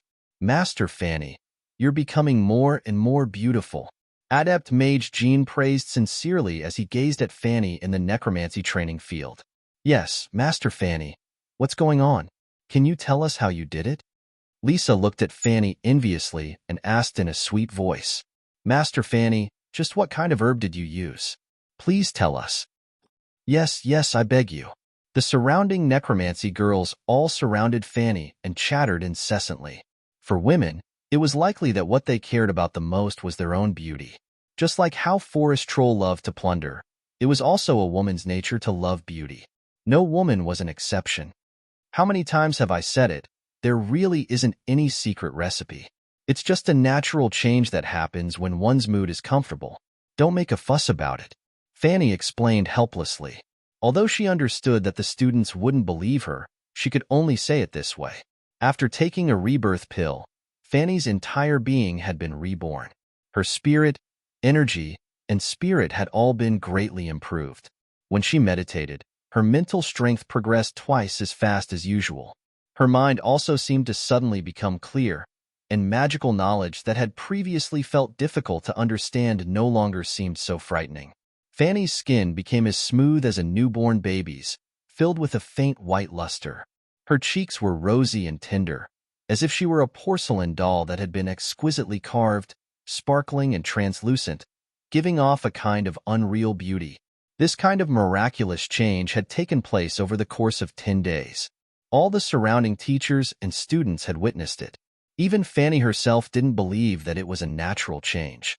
Because of this, many female teachers had asked Fanny for advice. Even Dean Emma had asked what was going on. Only Fanny herself knew that this was all because of Han Shua's Nirvana pill. When Fanny asked for leave for 3 days and had diarrhea for 3 days, she secretly complained about Han Shua's prank. But 3 days later, when Fanny looked at herself in the mirror, she was stunned on the spot. She stared blankly at the mirror for dozens of seconds before she reacted with wild joy. She exclaimed, "Brian. Oh, Brian. You're such an annoying and adorable enemy." Teacher Fanny, Xeon shouted from the other side. Fanny was startled and looked at Jean in astonishment. Master Jean, what's wrong? Class is over. I've noticed that Teacher Fanny likes to be absent-minded recently. You're often in a daze for no reason. Jean had been talking to Fanny during this period of time and often found that Fanny was ignoring him. Every time this happened, Jean would notice that Fanny was in a daze, her eyes overflowing with the light of longing. Oh, class is over. Hee, thank you for the reminder. Fanny replied apologetically. She raised her voice to instruct the students and walked towards the laboratory alone. That damn guy. He said he would come find me in 3 days. It's been almost 20 days, and he still hasn't appeared. I'm often in a daze. I'm about to die from anger. Fanny clenched her teeth angrily as she walked towards the laboratory with her head down. Bam! Fanny, who wasn't focused on walking, suddenly bumped into someone. I'm sorry. I'm sorry. As soon as Fanny reacted, she hurriedly apologized without even raising her head. But when Fanny raised her head to look, she suddenly froze and then flew into a rage. She immediately punched and cursed, "Damn it. You still know to come back. It's already been 20 days. Don't you know that others will be worried? How could you be willing to die and come back?" As she yelled and cursed, she fiercely hit the chest of Han Shuo, who had an evil smile on his face. Fanny seemed to want to vent her emotions as she continuously described Han Shuo's excesses. Towards the end, her voice gradually became a bit strange, and there were even signs of tears. Han Shuo, who originally had a trace of playfulness, immediately hugged Fanny and leaped behind a large tree when he heard that Fanny's voice was strange and heard footsteps approaching. He hurriedly moved towards Fanny's fragrant lips and kissed her passionately. Ugh! Fanny's incessant cursing stopped abruptly and turned into a long moan. Her two hands were still desperately hammering Han Shuo's chest, but her fragrant lips passionately responded. This was a secluded path that led to Fanny's laboratory. There were rows of ancient trees around it.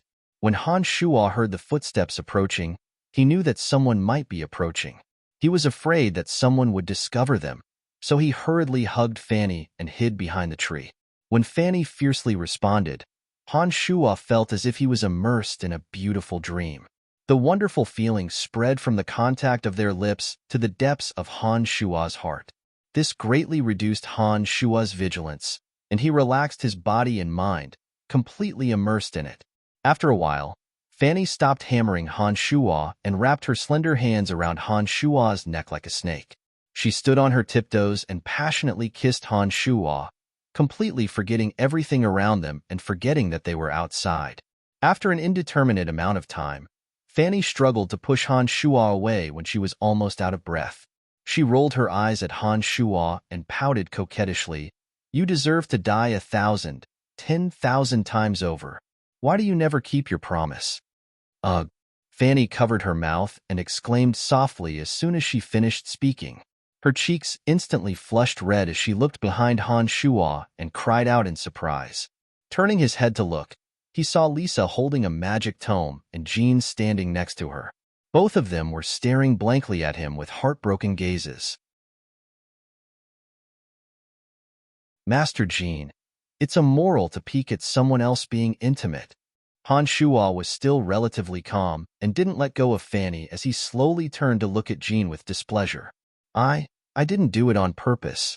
It's just that Lisa's knowledge of magic isn't clear, and I don't quite understand it either. That's why we came together to find Master Fanny to clear my doubts.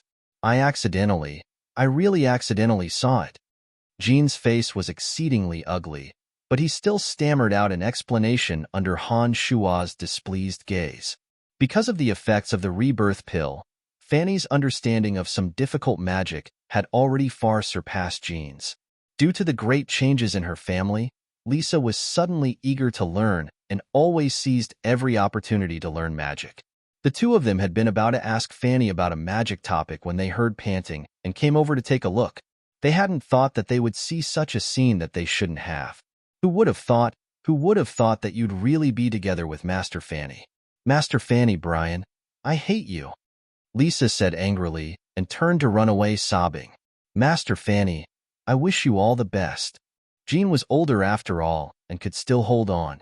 He said these words in a low, pained voice and also turned to leave, his back a bit forlorn. "Brian, go talk to Lisa. I know she's interested in you, but I'm afraid she can't take the blow." Fanny sighed lightly when she saw the situation unfold and said to Han Shuo. Shaking his head, Han Shuo said lowly, "Forget it. It's not appropriate for us to find her at this time. Give her some time.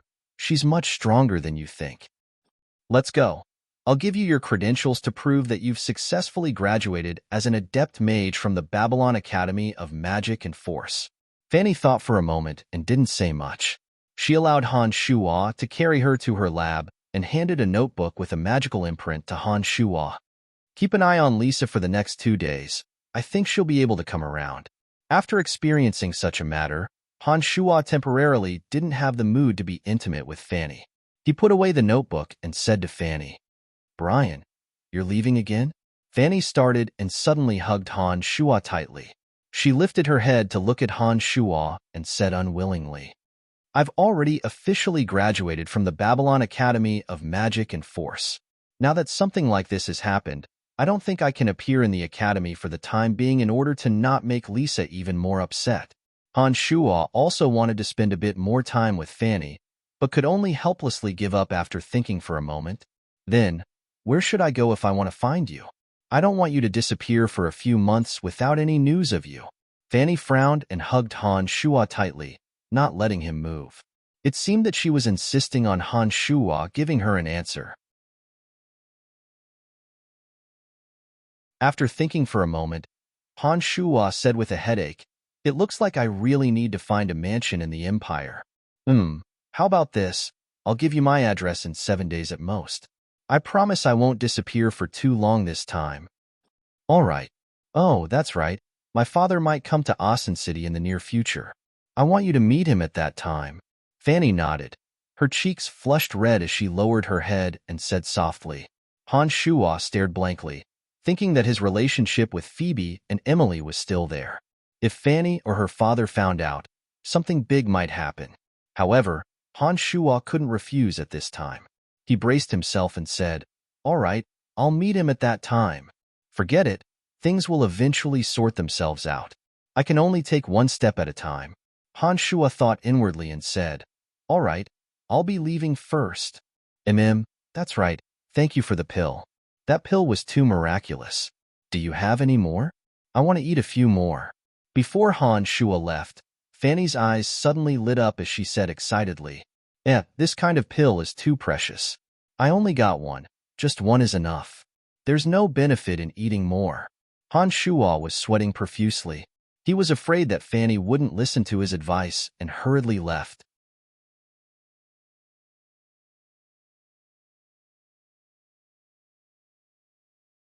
Chapter 273. After leaving the Babylon Academy of Magic and Force, Han Shuo directly went to Lawrence's house to find Lawrence. The two of them walked towards the northern city guard together. Austin City was divided into 4 parts: north, south, east, and west. Each part had a huge city gate and an independent city guard responsible for the order and security of the local area. When they arrived at a castle in the northern city guard, Lawrence said, "Although we're 10 days late, I think there shouldn't be any problems." The castle occupied an extremely large area and was completely built with sturdy rocks. There were a few armored soldiers in front of the castle who were in charge of recruiting new soldiers.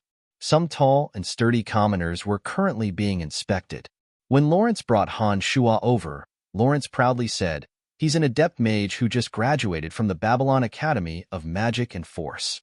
This time, he plans to join your magic army."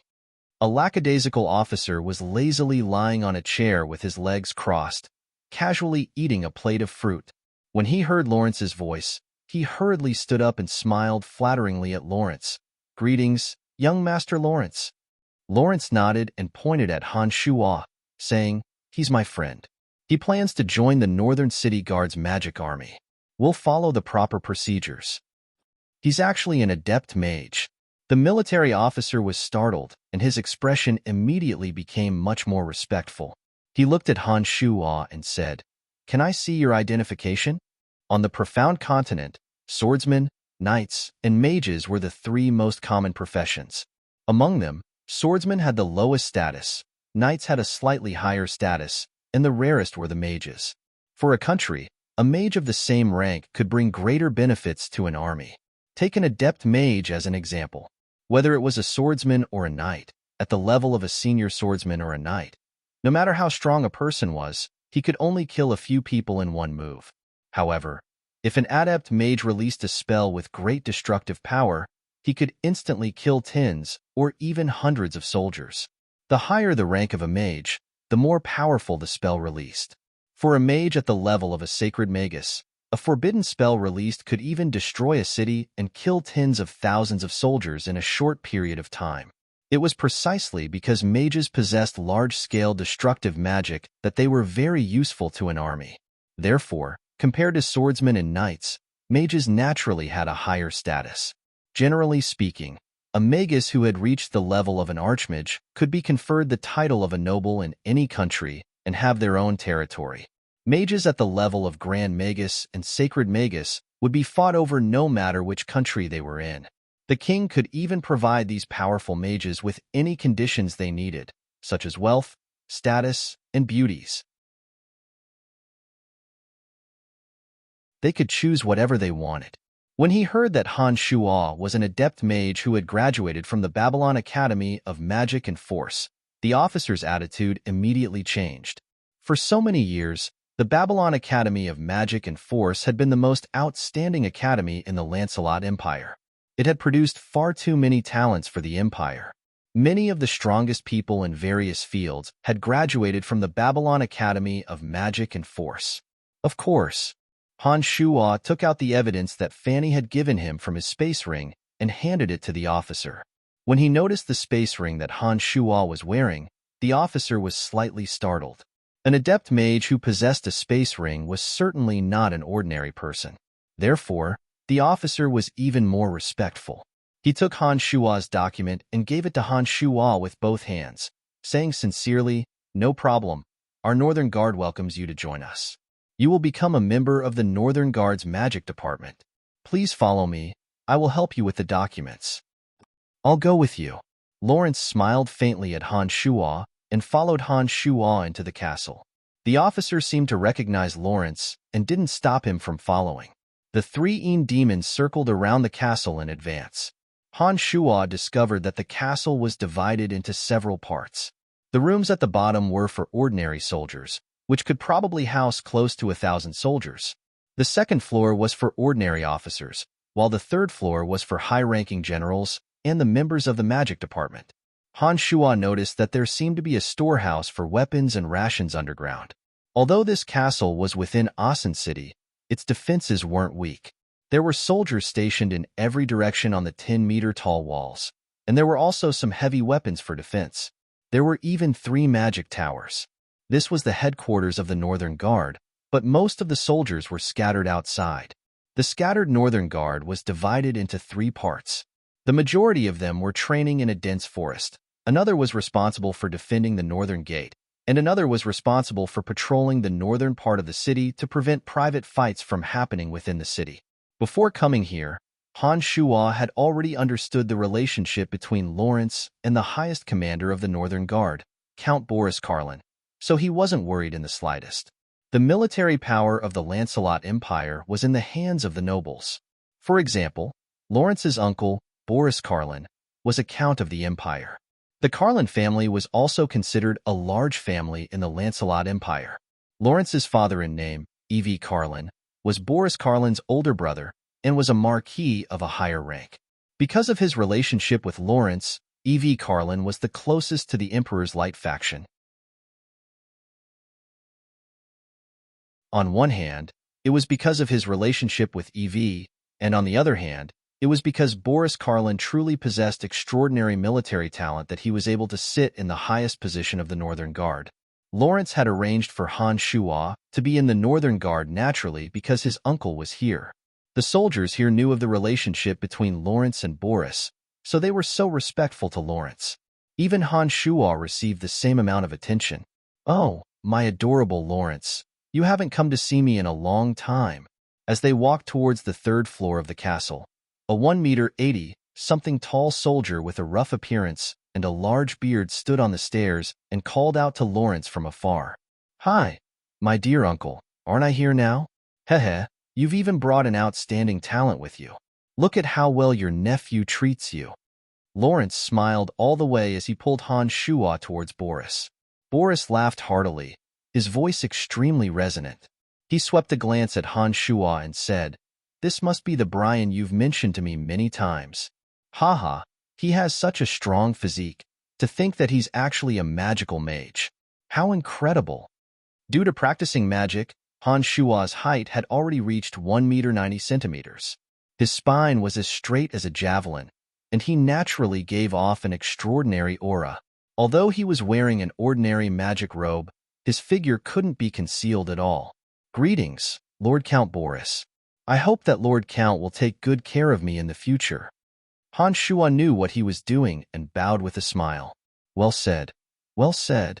Boris laughed heartily and turned to the officer leading the way, saying, "Jaranka, help Brian with all the procedures. Lawrence, Brian, come sit in my room for a while." Boris waited for Lawrence and Han Shua to walk up the stairs before he enthusiastically grabbed Lawrence and Han Shua and walked straight to the largest and tallest room on the 3rd floor. Along the way, he faced the soldiers outside the city and couldn't help but salute to Boris. Boris's large hands were as coarse as old tree bark. Han Shua could feel that Boris should be using a heavy weapon. When he heard Lawrence say that Boris was an Earthrider, Han Shua had a rough idea in his heart. It was a spacious and bright room made of huge stone.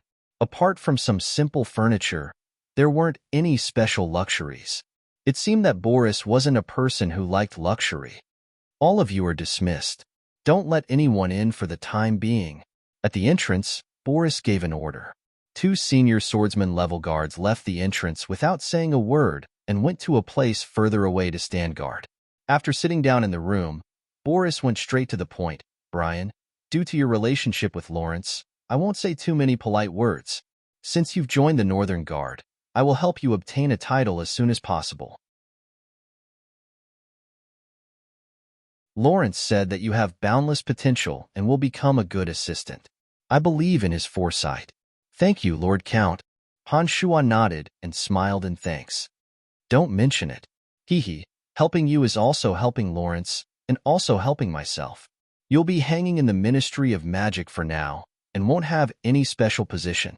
However, once you make contributions to the Northern Guard, I can help you apply for the title of Baron due to your identity as a mage. In the future, your title will gradually increase according to your contributions." Boris looked at Han Shua and slowly explained, "Uncle Boris, as long as Brian can quickly obtain the title of Viscount in your Northern Guard, it'll be fine. It won't be easy for me to advance through the Northern Guard. I have my own plans."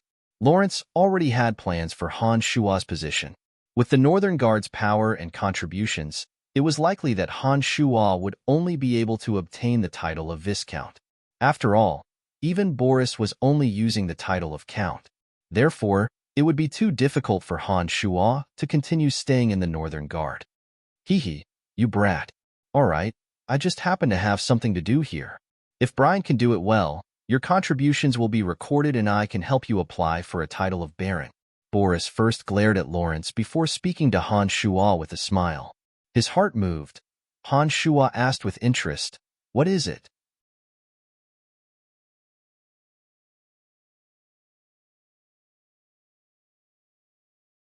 Chapter 274.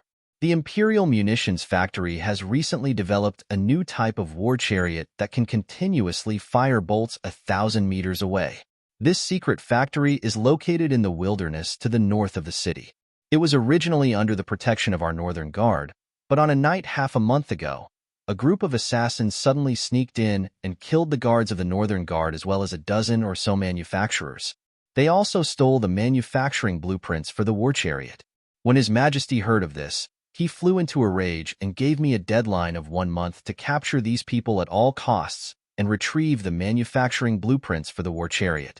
I've been worrying about this matter. If you can be of use in this matter, I guarantee that you will receive the title of Baron." Boris seemed to be extremely worried when he mentioned this matter. His hearty laughter had long since disappeared.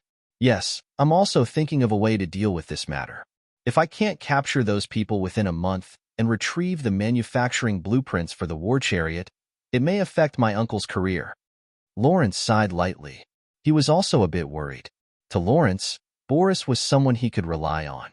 Whether or not he could distinguish himself in the struggle for the throne mainly depended on the strength of those who supported him. Among them, First Prince Charles currently held the most power and also had the most supporters. Lawrence was the weakest because of his identity as an illegitimate child. If even his relatives lost their power, it would definitely affect Lawrence's future position. After thinking for a while with his brows furrowed, Han Shua opened his mouth and said, "It's been half a month. Could those people have already left the imperial capital? If they have left the imperial capital, trying to capture them would be like searching for a needle in a haystack. That shouldn't be the case. I reported this matter to His Majesty at the first instant. Lord Candide, one of the 3 heavyweights of the Dark Mantle, is also paying attention to this matter. The 4 city gates are strictly guarded both openly and secretly, not letting a single suspicious person leave. The culprits shouldn't have been able to leave Asen City yet." Boris had a solemn expression as he spoke in a low voice. "So it's like this. Then did Lord Candide tell you who was responsible for this matter?" Some of the high-ranking officials of the Empire were well aware of the existence of the Dark Mantle. Among them, Candide was the most mysterious and the most difficult to contact. Han Shua understood the rules of the Dark Mantle. For such a major incident to occur, it must have been done by an enemy nation. It was impossible for the Dark Mantle to not send someone to deal with it. That was why he asked. Boris shook his head with a wry smile. "I only know of Lord Candide's name, but I have never had the opportunity to meet him." This information was also given to me by the higher-ups. They told me to do my best to investigate, but I didn't know who was in charge of this matter. Nodding, Han Shua smiled faintly and said, "I understand. I'll do my best. I'll go see Lord Candide later and ask him what's going on." Boris was shocked. You know Lord Candide? I forgot to tell you, Brian's other identity is in Dark Mantle." Lawrence explained to Boris and then said in a similarly shocked tone, "Brian, I only know that you're in the Dark Mantle, but don't tell me that you can directly meet that old monster Candide." "I'm directly responsible to him." Han Shua nodded with a smile. Lawrence's face was filled with ecstasy when he heard this. His gaze towards Han Shua was full of excitement. "I didn't think that you'd be doing so well in the Dark Mantle, directly listening to that old monster's orders. It looks like my choice was right." "That's great." Boris was also overjoyed. He looked gratefully at Lawrence and said to Han Shua, "Then, I'll leave this matter to you. As long as you can accomplish this, I'll take care of your Baron title with your Adept Mage qualifications." "I'll do my best." Han Shua didn't dare make any promises. After all, he didn't know the specifics of this matter. Although the Dark Mantle's network was incomparably vast, it wasn't omnipotent. "All right, Uncle Boris, Brian is just a nominal member of your magic department anyway. You don't need to arrange anything else for him. He won't come to the Northern Guard if there's nothing important. We'll be leaving first." Lawrence stood up and didn't beat around the bush with this uncle, getting straight to the point. "Don't worry, I know what to do. Helping him is helping you, and also helping myself. I know what I'm doing." After learning of Han Shua's identity in the Dark Mantle, Boris naturally wouldn't keep Han Shua in the army to do miscellaneous things. He also understood that Han Shua had come purely to accumulate military merits and would only use the Northern Guard as a springboard for promotion. He definitely wouldn't stay in the Northern Guard for long. After leaving the Northern Guard with Lawrence, Lawrence asked Han Shua, "Are you confident in this matter?" "This matter concerns my uncle's future. I'll leave it to you." "I'll try my best. After all, I don't know the specifics yet," Han Shua replied. Just as he was about to board Lawrence's carriage, he suddenly frowned and said, "Lawrence, be careful on the road." Suddenly startled, Lawrence asked in a low voice without batting an eyelid, "You mean, someone wants to kill me?" "You board the carriage first. I won't leave with you, but I'll protect you in secret." Han Shua nodded, indicating that Lawrence shouldn't act rashly and alert the enemy. "All right, then I'll be leaving first," Lawrence said loudly. With a smile on his face, he walked straight to the carriage as if nothing had happened. As soon as Lawrence boarded the carriage, Han Shua turned and walked towards another street. After walking a few dozen meters, he arrived next to another carriage parked at the corner of the street and said in a low voice, "Chester, why are you here?" Chester, who was dressed as a coachman, turned his head when he heard the familiar voice. He suddenly exclaimed in surprise, "Brian, why are you here?" Suddenly, the carriage was lifted by a pair of slender hands. The charming Emily suddenly covered her mouth and exclaimed in joy, "Scoundrel! What are you doing here?" It had been a long time since they last met, but Emily was still as beautiful as ever. Her long hair was coiled up high, and she wore a long purple dress. She appeared so graceful and luxurious, and there was even a hint of inviolable holiness in her eyes. She was completely different from the flirtatious temperament she'd had when she first met Han Shuo. "I went to the Northern Guard to handle some matters. I just saw Chester looking around, so I came to take a look. What are you two doing here?" Han Shuo frowned and hurriedly asked. "The Northern Guard lost the blueprint for the war chariot. I'm in charge of this mission, so I sent someone to understand the situation." Emily's relationship with Han Shuo allowed her to speak of the mission that should be kept secret without any misgivings. Overjoyed, Han Shuo said, "So it's like a fairy. Haha, we're really fated. I'll go to the Dark Mantle stronghold in the northern part of the city tonight. I'll talk to you in detail then. I have some matters to attend to now. See you tonight." After saying this, Han Shuo didn't wait for Emily's questions. He nodded at Chester and quickly disappeared into the night. "Lord Brian is becoming more and more mysterious. I heard that he's made a great contribution again, and the Dark Mantle is spreading his deeds." Chester couldn't help but say in admiration when he saw Han Shuo disappear in the blink of an eye. He only knows how to act mysterious. Why isn't that guy back yet? Let's quickly finish up our business and return to the northern stronghold as soon as possible. Emily couldn't wait any longer when she saw Han Shuo appear. She inwardly complained about her subordinates who'd gone to the Northern Guard to ask for information. Be careful. It's not safe on the way back. Sitting in the carriage, Lawrence lifted the curtains and spoke softly to Earth Rider Kino beside him. "Don't worry, we'll definitely protect young Master Lawrence." Kino rode on a warhorse, his silver armor glistening as he held a shining silver spear in his hand. In short, be careful. Lawrence was still relatively calm, but he still repeatedly exhorted. After working with Han Shuo in Valent City, Lawrence understood that Han Shuo possessed some miraculous abilities. He firmly believed in Han Shuo's warnings. With a group of experts in the open led by Kino and the old assassin Lucky as his bodyguards, Lawrence wasn't too worried. In addition, Han Shuo had already said that he would protect him in secret before he left. Lawrence was even more confident based on his understanding of Han Shuo's strength. After all, he truly witnessed Han Shuo's frightening strength. When they reached a long alley, a mournful howl suddenly sounded. The ground shook as spikes 2 to 3 meters long abruptly pierced out.